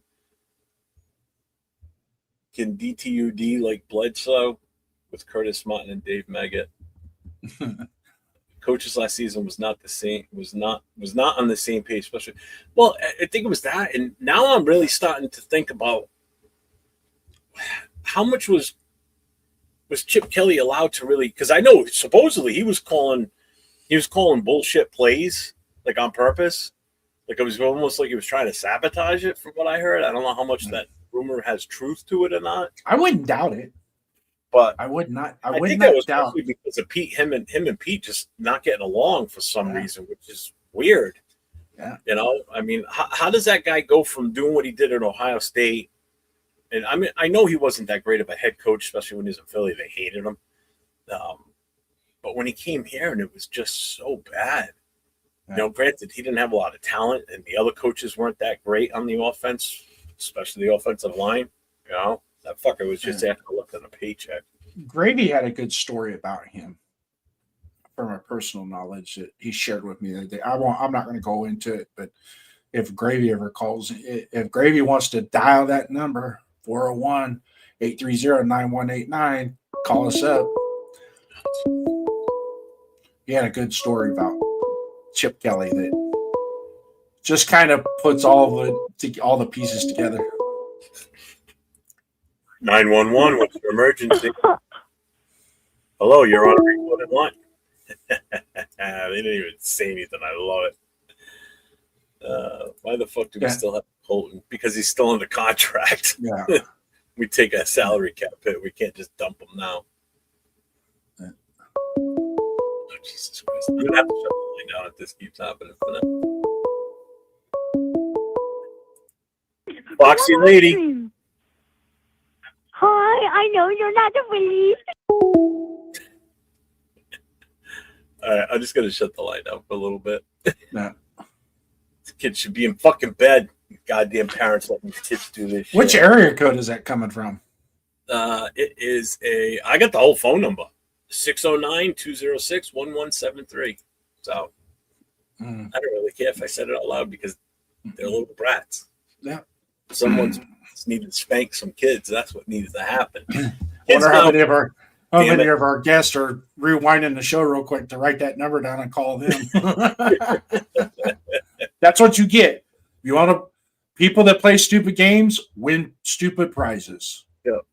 I you know what? I don't disagree with that 100% either, Cold Kev, because the defense looked awful. Ducky's in the house. What's up, Ducky the Butcher? What's going on, man? Haven't seen you in a while. What's up, brother? What's up? Welcome. I know we kind of got off Didn't park break a the little. record a month or two ago. Yeah, you broke it again tonight. Yesterday. I think it was last night. But those of you guys that are in the chat, we got 5 people voted, and I know there's more people out there that need to vote. So get in there, get your votes in. How many of the UDFAs that we signed do you think will make the roster? Press 1. Just type it in the chat. Type the number in the chat. That's all you have Just to type do. it in the chat. That's all you have to do. Nothing fancy. Just go to chat, hit the number. Just like when you sub to a channel, it costs you nothing. Just you got to hit the thumbs up. Here, you just got to type a number. Yep. And this is just so as we start to do more content throughout, we kind of look at that and go, we kind of get an idea. Eventually, I want to throw some trivia questions in there. That'll be fun. Mendoza loves Donuts Duncan. You should too. Come subscribe. Yeah, make sure you get over to Donuts Duncan's channel and sub to him. Him and Jason do his show on Tuesday nights called Show Me Your Shield. Did you do one this past week? We didn't do the one this week, so we have made a decision. I'm sorry we didn't confer with the boss when we did this before we changed. It's not me. It's your show. You do what you want, man. I know, but I know you have rules and regulations, and you require your Dude, employees you're to on follow the street. You do whatever the hell you want. I don't care. So, anyways, we made a command decision that Sundays at 4:00 during the off season is probably going to be better to get some of our guests in that we want to get in. So tomorrow we have a special guest that's going to come in with us. He's been on the show before, really knowledgeable guy. One of our Discord guys is going to be joining us tomorrow. This guy is super in depth with the college game as well. He played college football himself, and I like where he goes. He's actually turned me on to a few players that I was like, I watched the game, didn't even think about it. I was looking at somebody else. Thanks for telling me.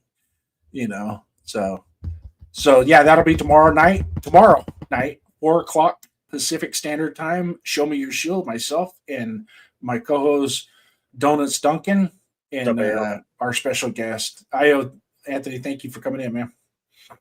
But yeah, so we should be cooking tomorrow. Mitchell Reds just doxed. The number that you called, they're referring to that kid as Mitchell Rentz. I wouldn't be surprised. Yeah. You don't like me anyway, and I don't really care. Hold on, gotta make a call real quick. Been cutting meat and drinking beer. That's my life these days. Hey, good for you, man. Yeah, is blocking the pole. I can't see it. Well, never mind. Open your fridge. Go to your fridge. You'll be able to see it. It's on the second shelf right behind the eggs. Yeah. I think so too, Dixon. I think Hemby's going to make this roster. I can't see him. Yeah. I think Collie is out in that running back room. Lobby's going to stay because of special teams. Well, here's the kicker. It's back open against Silver and Fax. Here's the kicker. Hemby can return kickoffs too. He did at Maryland. So that might put a little juice in the Lobby situation. Now, I know Lobby's everybody's fan. I like Lobby too. He's a great story and everything. But he barely made the roster last year. Right? Now that we've kind of got a little bit more beef going into the training camp this year with our 90-man, might be a little harder for him to make the roster. What do you say, Jeff? I had to rewind the chat many times to hear your answer to Jason's question. What happens when the team wins the Super Bowl? It's hilarious. What did I say? No. Brandon, I think what you're talking about is a lot of times after the team loses a Super Bowl, the next year they have a tendency to go. All right, hold on. You're ready to make your voices with Jeff and state your name. It wasn't the winning team, it was the losing team. Justin, Silver and Fax. What's going on, guys? What's going on, man? What's up? Well, number one, trying to block that person that was there before. Oh, my God, that was annoying. Anyway, first time ever calling in anywhere, so here we go. I know we're talking about this positivity from the draft and all that kind of stuff, but I want you guys' take on the last 20 years. What would you say? Because I think we're kind of seeing the impact that coaching has made is even more so than we ever could have imagined. Mm-hmm. What was the worst regime in the last 20 years, in your guys' opinion?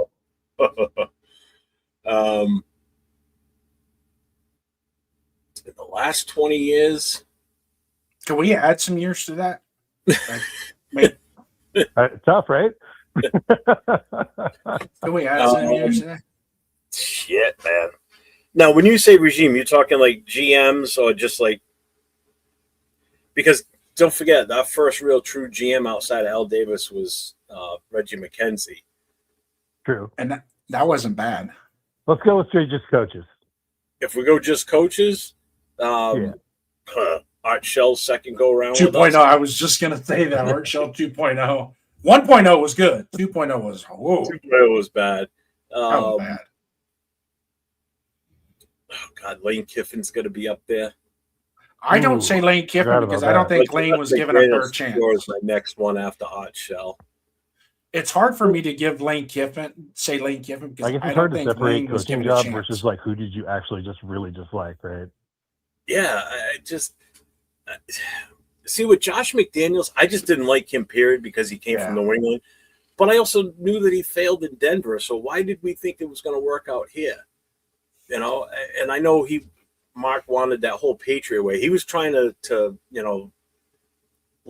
suck off that, regime and see what happens, and trying to siphon from them, and maybe that way would come here, but it just never materialized, obviously.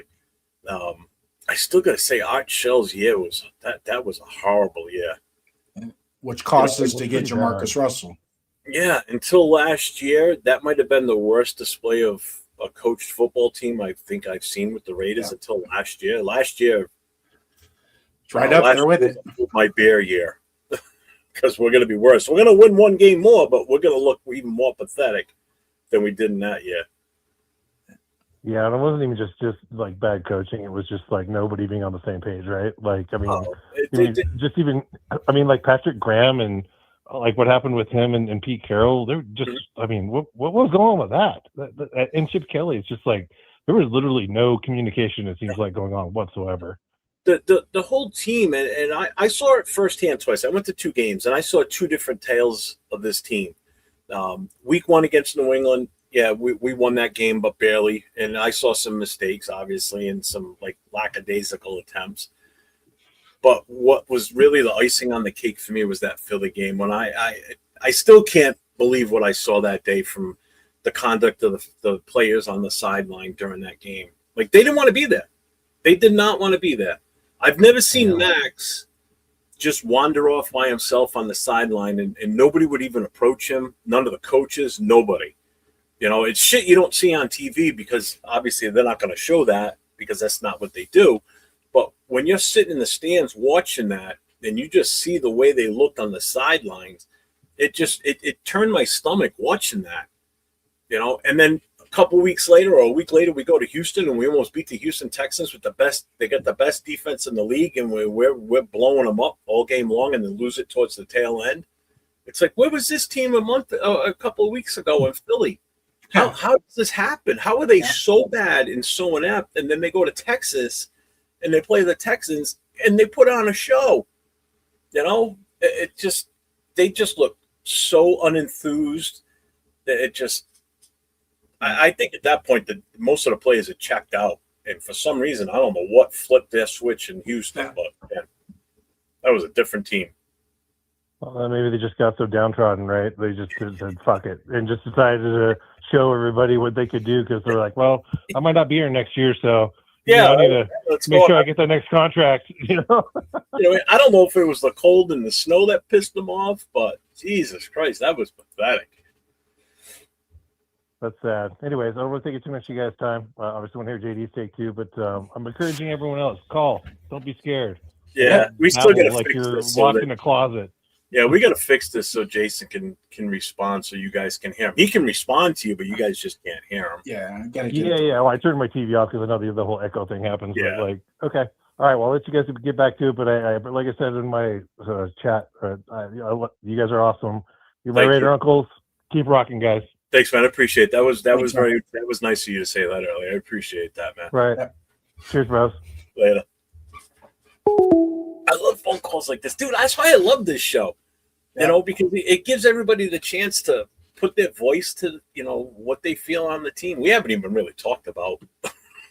we got to bullet point number 2, and we've been running ever since. Which is that's what we like. I like that. I think about it. You have some sort of a structure set up, but the phone calls obviously stop at that point. We got to address the phone calls, and guys calling with great takes and great opportunities to expand what we're talking about, or even go off in a different direction from what we're talking about at the moment. Right, and that's totally fine too, because when we designed the show, this isn't so much about we want you guys to sit here and listen to us. We can talk back and forth all day long. Mm-hmm. That's not a problem. I could do it till we're blue. We did it. We've done it before. We've done it for 6-7 hours where we just sit here and just talk back and forth.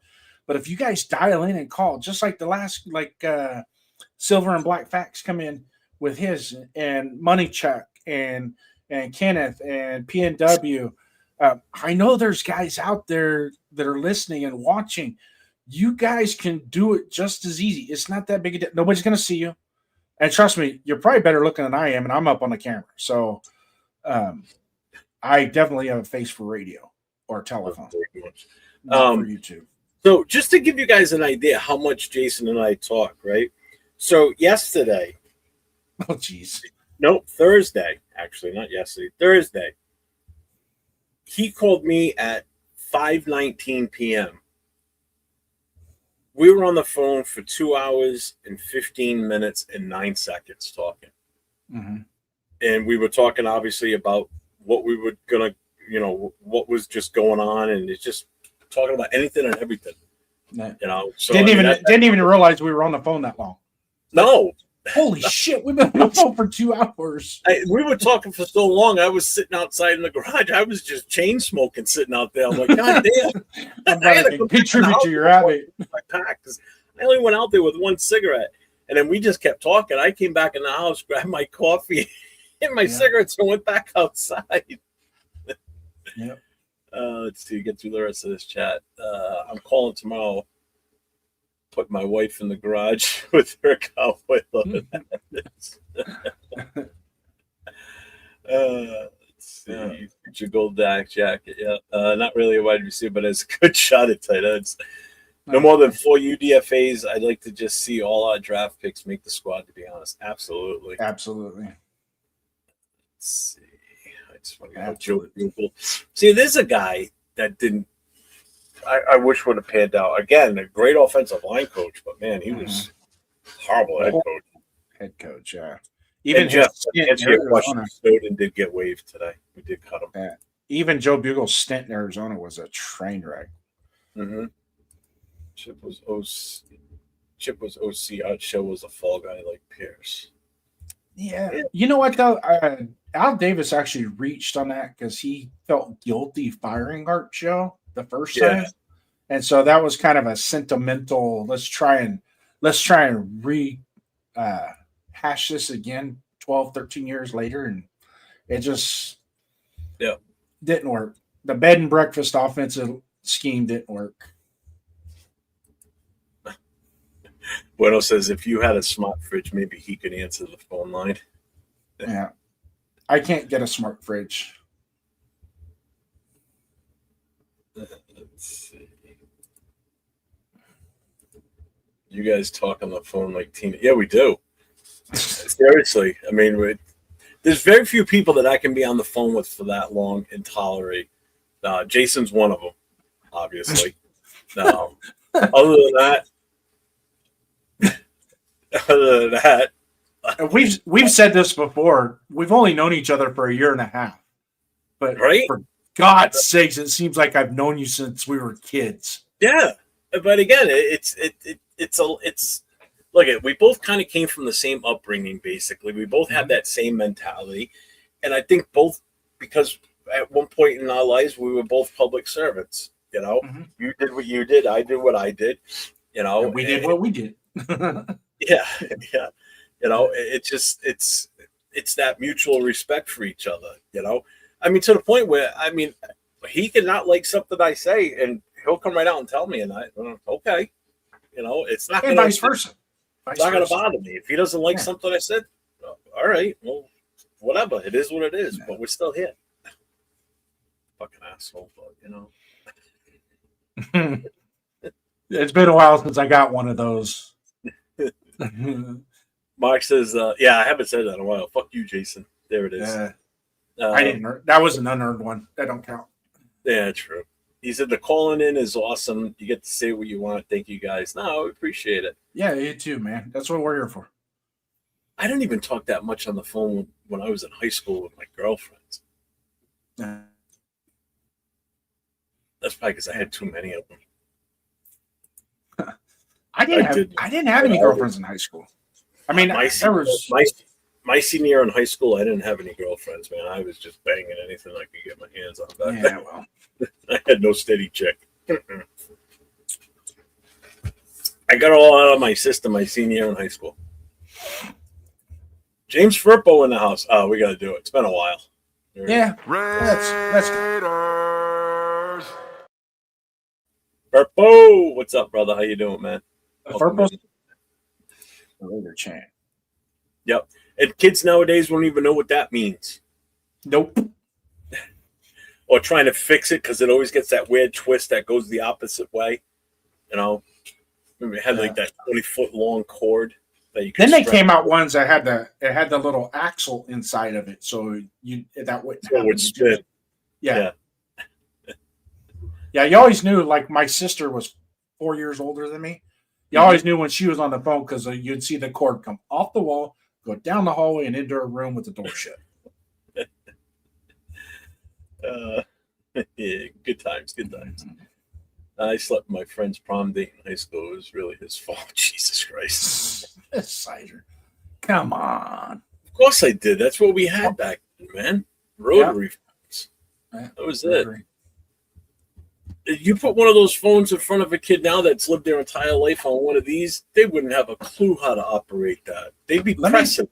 Let me throw this at you. Maybe your parents had this too when you were a kid. Did you have a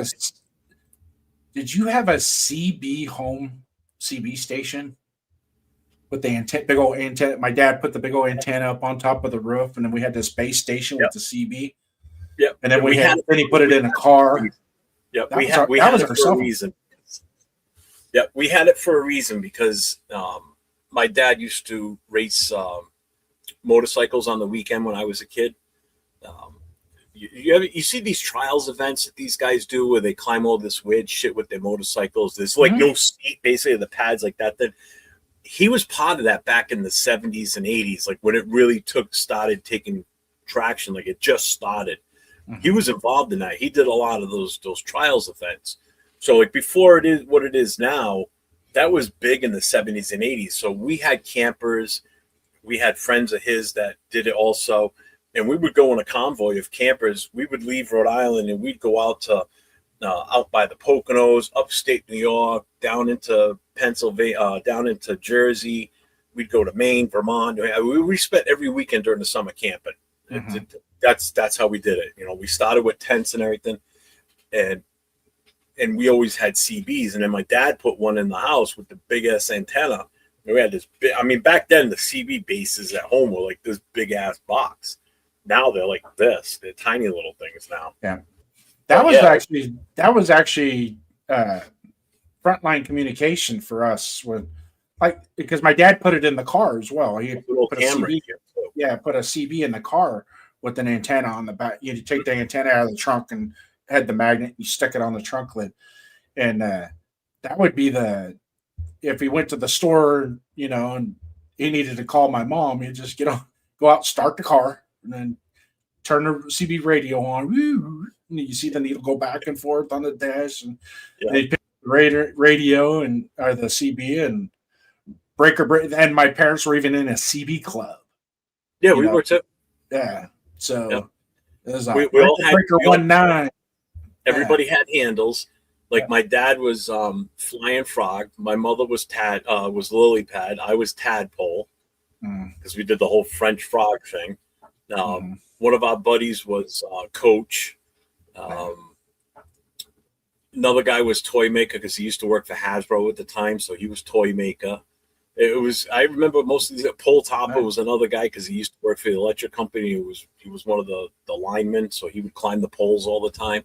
So his name was Pole Topper. His wife was Shorty. Everybody had a CB handle. It was great. And then when we would be in a convoy, everybody would have a position. So like somebody would be the front porch, which whoever's leading is the front porch, and whoever was second was rocking chair, and whoever was in the back was the barn. Yeah, would be the last. I think it was the barn or the caboose was the last vehicle. So yeah, it was great. I mean, you know what? What a great time to grow up as a kid in the 70s and 80s like that. Yeah. Because we were always out and about, man. Always out weekends during the summer. My dad would have his motorcycle hooked onto the because he used to have the bumper mounts on the front of the campers or the van.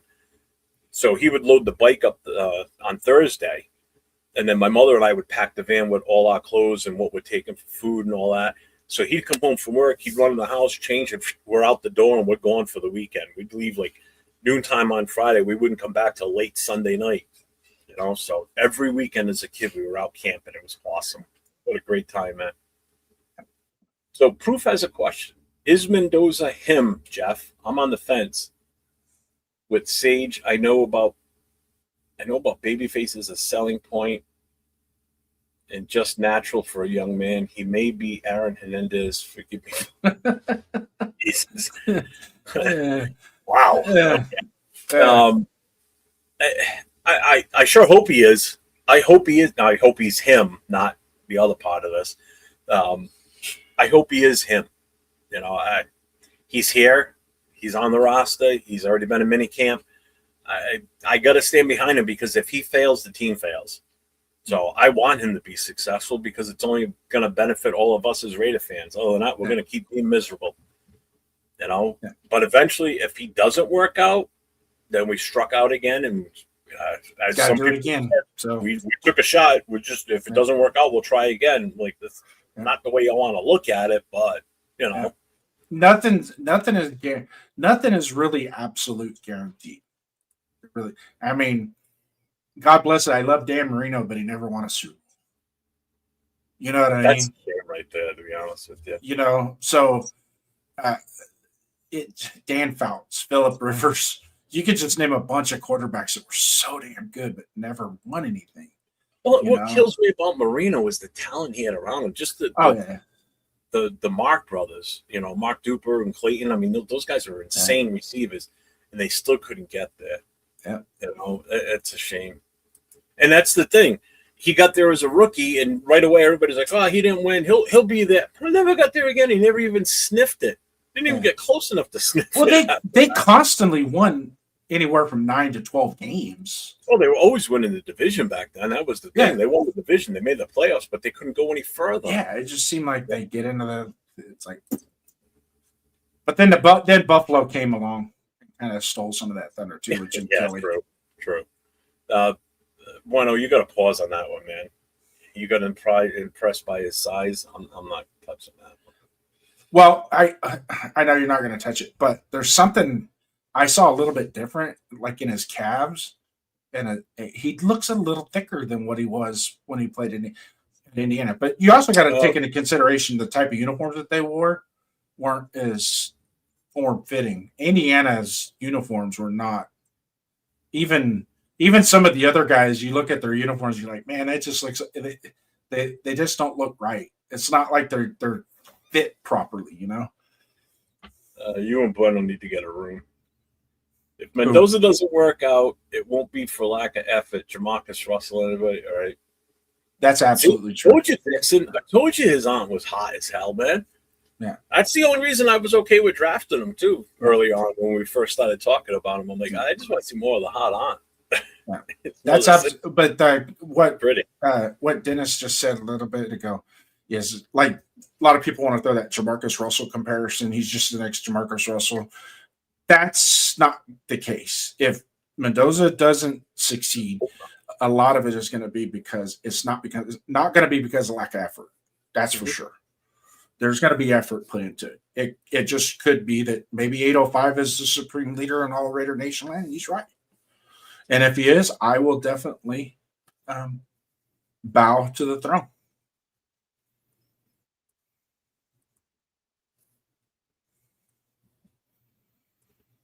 Not afraid to say it. Okay. Not yours. I'm not going to bow to you. I didn't tell you I had to. No, I know I don't have to. I know you didn't say I had to. I didn't see her until the picture of the Mendoza family. I saw her during the college playoffs. Every time he was playing, they would always show a picture of his mom, and she's sitting right next to it. And I was like, God damn. Yeah. It's like, shit. She's kind of hot, man. G-Fam in the house. What's up, G-Fam? Welcome in, brother. Welcome in. Are you ready to Mike? We're coming up on 2 hours. I'll leave the phone line still open. If anybody still wants to call in, the line is open. We didn't really talk about what we were going to talk about tonight because the phone calls were awesome, except for those little 5-year-olds that were calling in. But the phone calls were really good tonight. The talk in the chat and talking it up with yeah.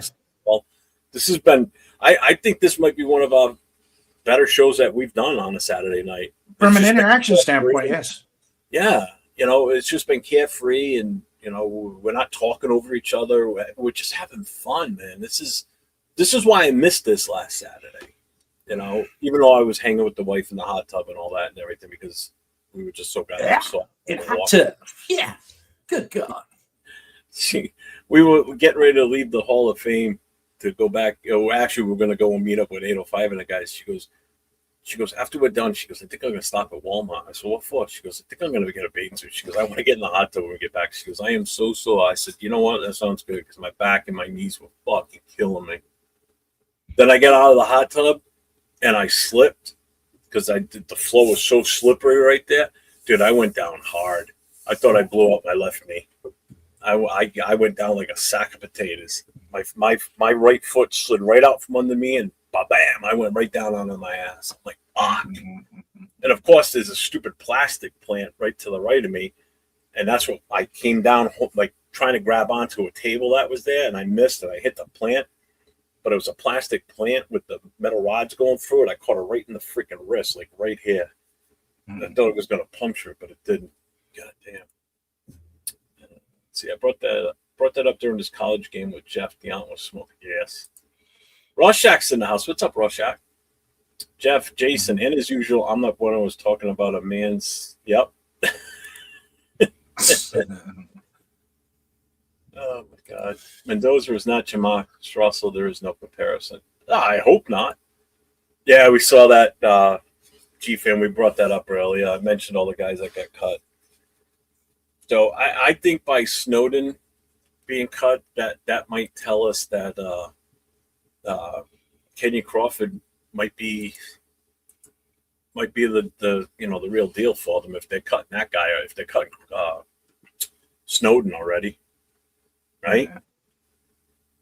I mean, Kuntz is on a 1-year deal. But we also too, we picked up Xavier Sori, outside linebacker from Arkansas. It's got some edge rush talent to him. He's not dynamic by any means. He's got some working to do, some development to do. But for the most part, he's kind of got the basic. He did pretty good in college. So, but he's another one of those Arkansas guys, and Arkansas just wasn't a good team. So. But it'll be interesting to see how he's a UDFA, so he'll come in. He'll be part of the rotation in training camp and stuff. And we've got Quiddy Pay and Max and Kuntz and now Crawford. That's 4 designated edge rushers, defensive end edge rushers. So kind of got to open the doors for other. If you look at it, what's that? It's a heck of a rotation if you look at it. If it works out, made out to be.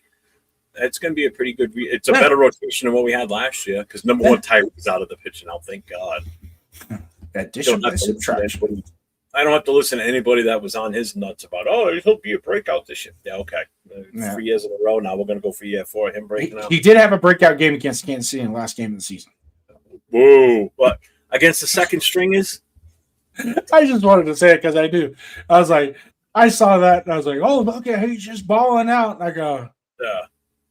Dude, he's playing against second and third string. He had nothing to play for. What? Fuck out of here. I was like, are you kidding me? I started hearing that and I was like, stop with that. Truth says, I'm looking forward to tomorrow's show. You got a show tomorrow? Tomorrow at 4:00.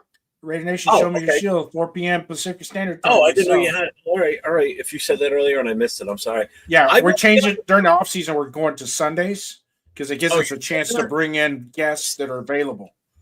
Tuesdays is hard to get guests because people work and they say and then So Sundays at 4:00.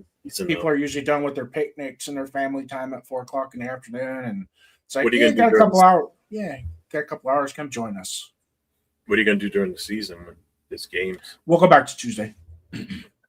I will be on the show tomorrow. Chris for Raiders and Raider Nation Jason asked me to come on with them tomorrow.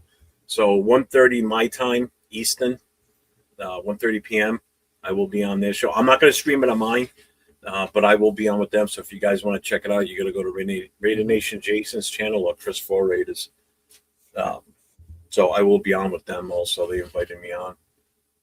So thanks for being in here tonight, Proof. Yeah. And just a heads up for all my followers that will be joining me tomorrow, and myself and Duncan. The topics tomorrow is we're going to examine the AFC West draft and cover that. Not just the Raiders, but the AFC West and what that means, how it impacts us. Yes, Bueno, he got cut. Yeah, we saw that they signed these guys. Just to give you an idea on the size of these guys, by the way, real quick, the ones that we brought in. So the ones we signed. So Devin Perkins, the safety, he's 5'10", 195 pounds. Nicholas Henning, a tackle, 6'6", 287. It's not that big. Patrick Gouard, the tight end, 6'4", 250 pounds from Cincinnati. Now Henning is from Queens, Canada. Kamal Missouri, a tackle, 6'5", 310 from UTSA. So Perkins, the safety, he's from Las Vegas. Henning is from Milton, Ontario, Canada. Gouard is from New Albany, Ohio, and Kamal Missouri is from Baltimore, Maryland. Yeah. So we grabbed another Las Vegas native. He went to Utah Tech. I don't know how big of a school that is. It's probably not that big. But anyways, yeah, we've been on for 2 hours. It's been a great show, man. Yeah, we should have kept Clavion Chase on, who signed with Washington. I just noticed that he did go to Washington. Chase on did? Yeah. He had 3 breakouts today in 4 years. Dixon no leg day cider. Yeah. Yeah. 3 good games a season. How about 3 good games in his career? And that's it. Jesus Christ. Not something that you value at number 7 pick, right? Not something you value with the 6th round pick if you're going to make him a starter. 6th round pick. 6th round picks, dude. 6th round picks perform better than what he did. Oh God, yeah. All right, that's what you're getting at. Yeah. Tanner Jack said 4 Pacific, right? 4 o'clock Pacific your time.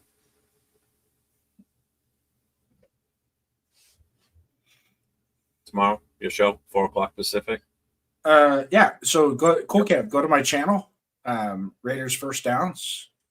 I believe you're already a subscriber. Just hit the alert button. I'll push the notifications out tomorrow morning, sometime about 9-10 o'clock. As soon as I dive in and get the studio set up, and you'll get notified. And come on in. Raiders First Downs. That's Raiders #1 STDOWNS at YouTube.com. So Kaz asks, Stooks is kind of small to be a safety. Could he start as a corner? He's going to be a nickelbacker. That's your department. Yeah. I don't. He's definitely a nickelbacker. He's all that in a bag of chips at nickelbacker. What's the link? It's Jason's channel and Donuts Duncan. I might have put it in the description of our. If Bueno or Rorschach, if you guys have either one of their channels, can you just post it in the chat for everybody? I know one of you two are my mods.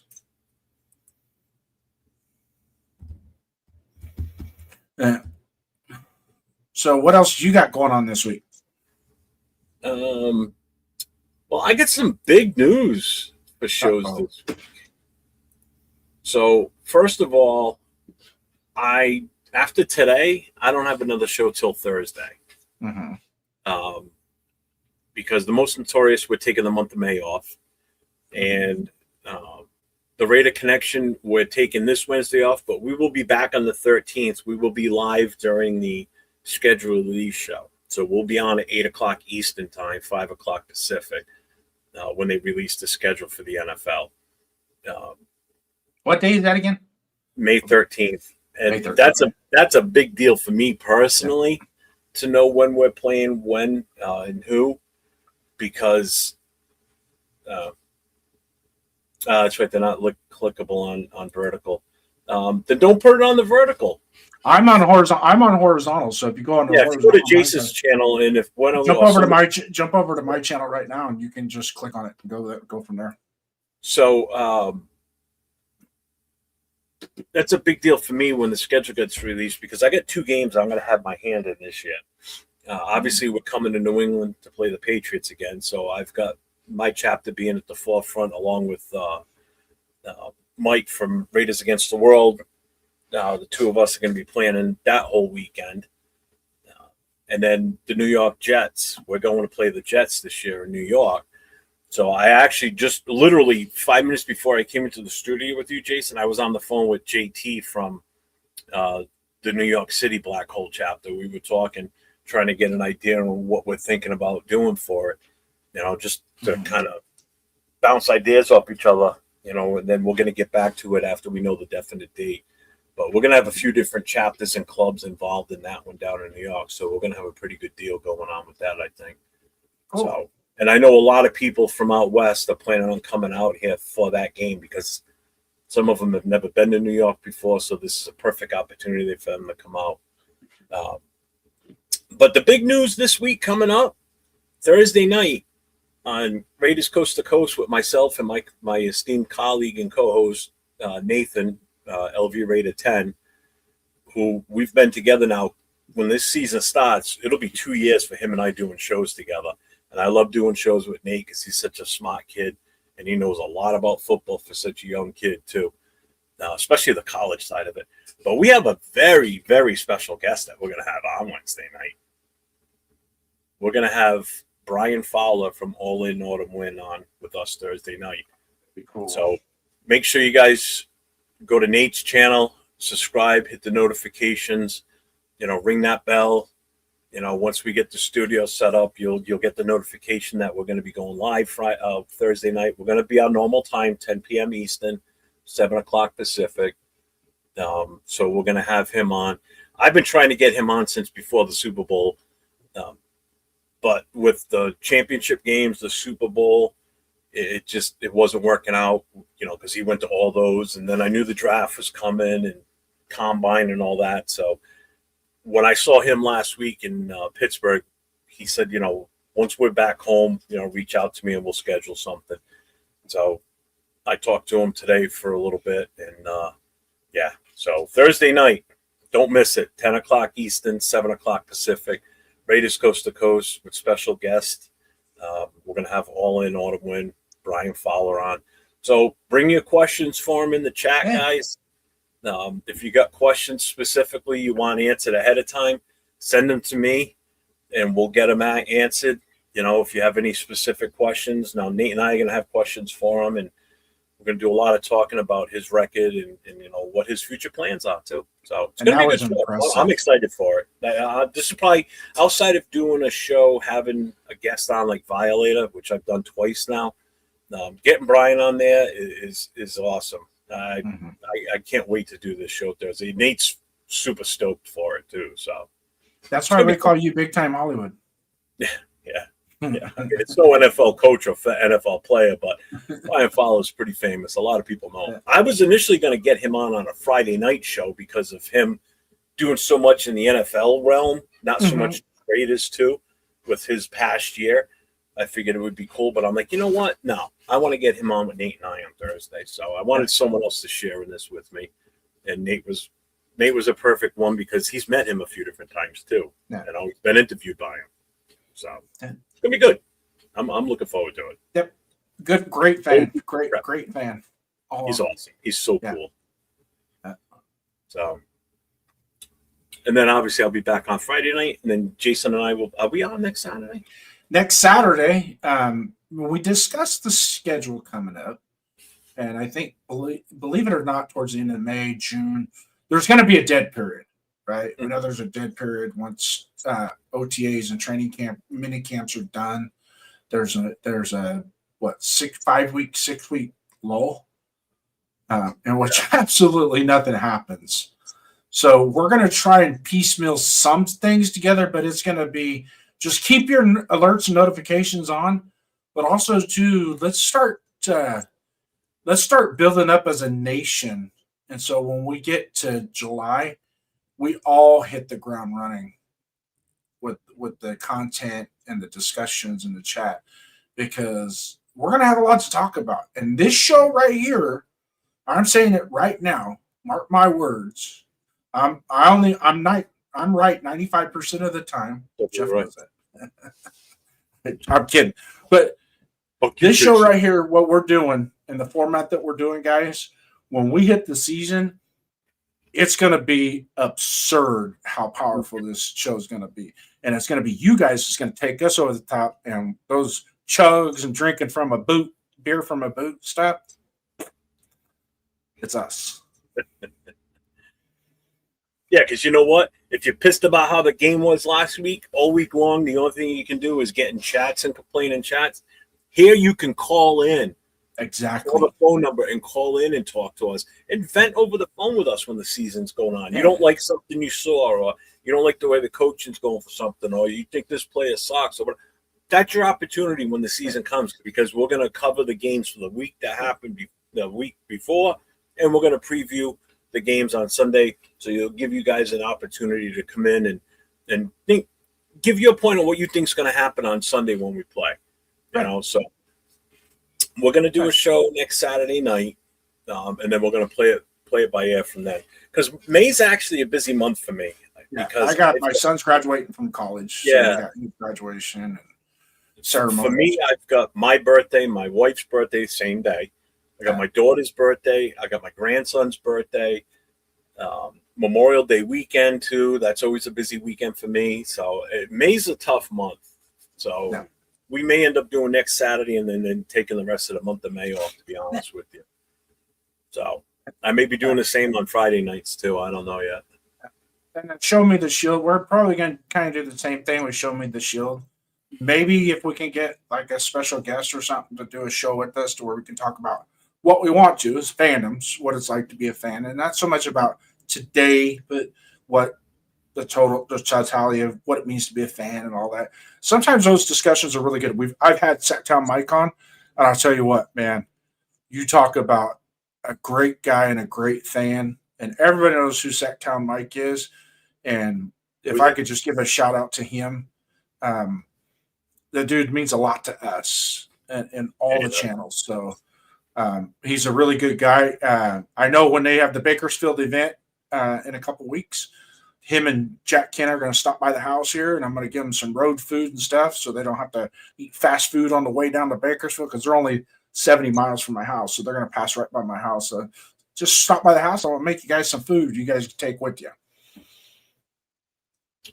So if you notice, and yes, Cool Kev, I'm still working on that. With everything that was going on, I didn't really get a lot of chances to do it. But now that they're going to kind of be in a lull for the team, now will be the best opportunity for me to reach out to them. But real quick, I just did and this is to pay it back to you guys. Mm-hmm. I just did 10 membership gifting on both of my feeds. So on my vertical and on my landscape one. So I just gave out 10 memberships on each one. So just real quick, the 10 that got it on the full one is Dennis, L11, The Wolfist, David Copto, DC Raider, Jonathan Navarro, Bones, and Eric Thavong. And on the vertical, Mark Ontavarius, it's Hurtin' Shit, or Hurtin' Hazen, I don't know. Pat's Kingdom Network, North Sac Native, Sea Loss Raider, Grizz Moreno. Oh, Wasted Talent got one. Big Tone and Maximum Aracozo. So I just gave out 20 memberships in total. So everybody that got to get membership, enjoy them. I appreciate everybody that's been in here tonight. Jason, you got any final thoughts you want to throw? No, just for Wasted Talent. I don't know if he's watching, but you could probably say the same thing to me. That guy, you talk about a positive influence in the content world. The guy is unbelievable. And just a shout out to you, man. Your representation of our nation. We appreciate it, especially your Thursday shows when you go on with JT the Brick. Really enjoy it, man. Shout out to you. Kudos, man. Thank you for everything that you do for us as well. Yeah. I've talked with him in Instagram on the side, and watch his show. I type in his chat a lot. He's awesome. I'm kind of hoping that when I go down to the Jets game, I'll finally be able to get to meet him. I'm sure he'll be around. I can't imagine he won't be. Hopefully he attends one of the pregame parties, so I get to hook up with him and actually meet him in person. That'll be awesome. So I'm looking forward to that trip too. So it's going to be an interesting year for sure. So there's going to be a lot of good stuff coming up this year. Hopefully we're all happy with what goes on with this team this year. But all I got to say is, everybody, just stay positive, man. Yeah. And don't aim for the stars and the moon and everything else. Just be positive that we're going to be good, but don't overshoot it, man. Don't be pushing or setting the expectation that we're going to be in the playoffs, because you're only going to be disappointed if we don't.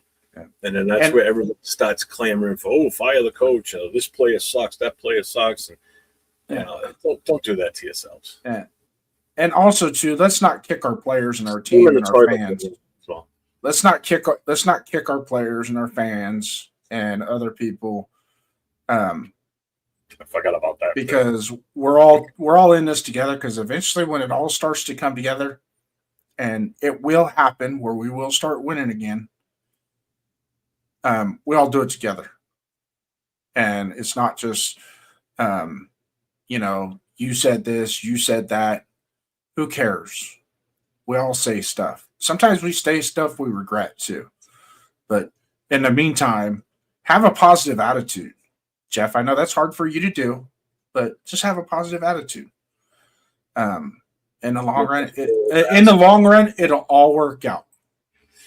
I have faith in what we've done just in the front office, and our coaching staff alone is going to make a difference for us going into the future. Yep.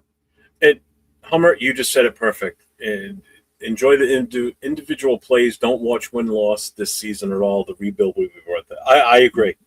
Like 805 says it best. He goes, when this season starts, I'm just going to sit back. I'm just going to watch the games. I'm not going to get aggravated. I'm just going to enjoy whatever this season becomes. And I agree 100%. Just enjoy what you're going to see on this field this year, and just keep in mind that it should only be getting better from here on out. I have complete and utter faith in the administration, the front office, the coaches. This is the most positive I felt on a coaching staff for this team, and I don't know how freaking long. Probably going back to the Gruden first turnaround with us back in the late 90s, early 2000s. That's how I feel, because we were going somewhere. We were building something that, his 2.0 return, not so much. But I'm happy.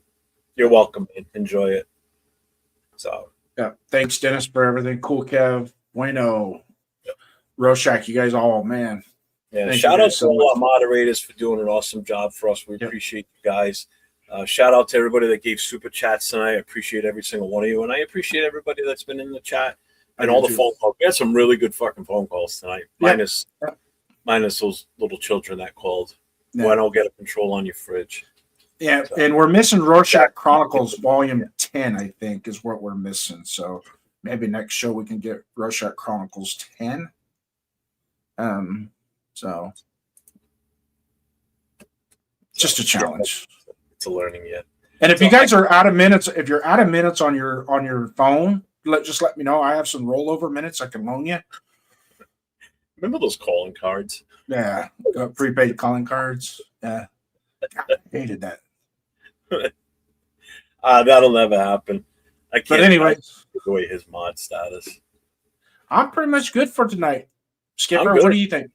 I'm ready to go. I got video games to play tonight. Got video games to play. I don't plan on going to bed early tonight. I'm bored. Before we go, just a shout out to the rest of you guys in Raider Nation. Remember, there's only, like Captain Rafukio always said, there's only one nation. That's the motherfucking Raider Nation.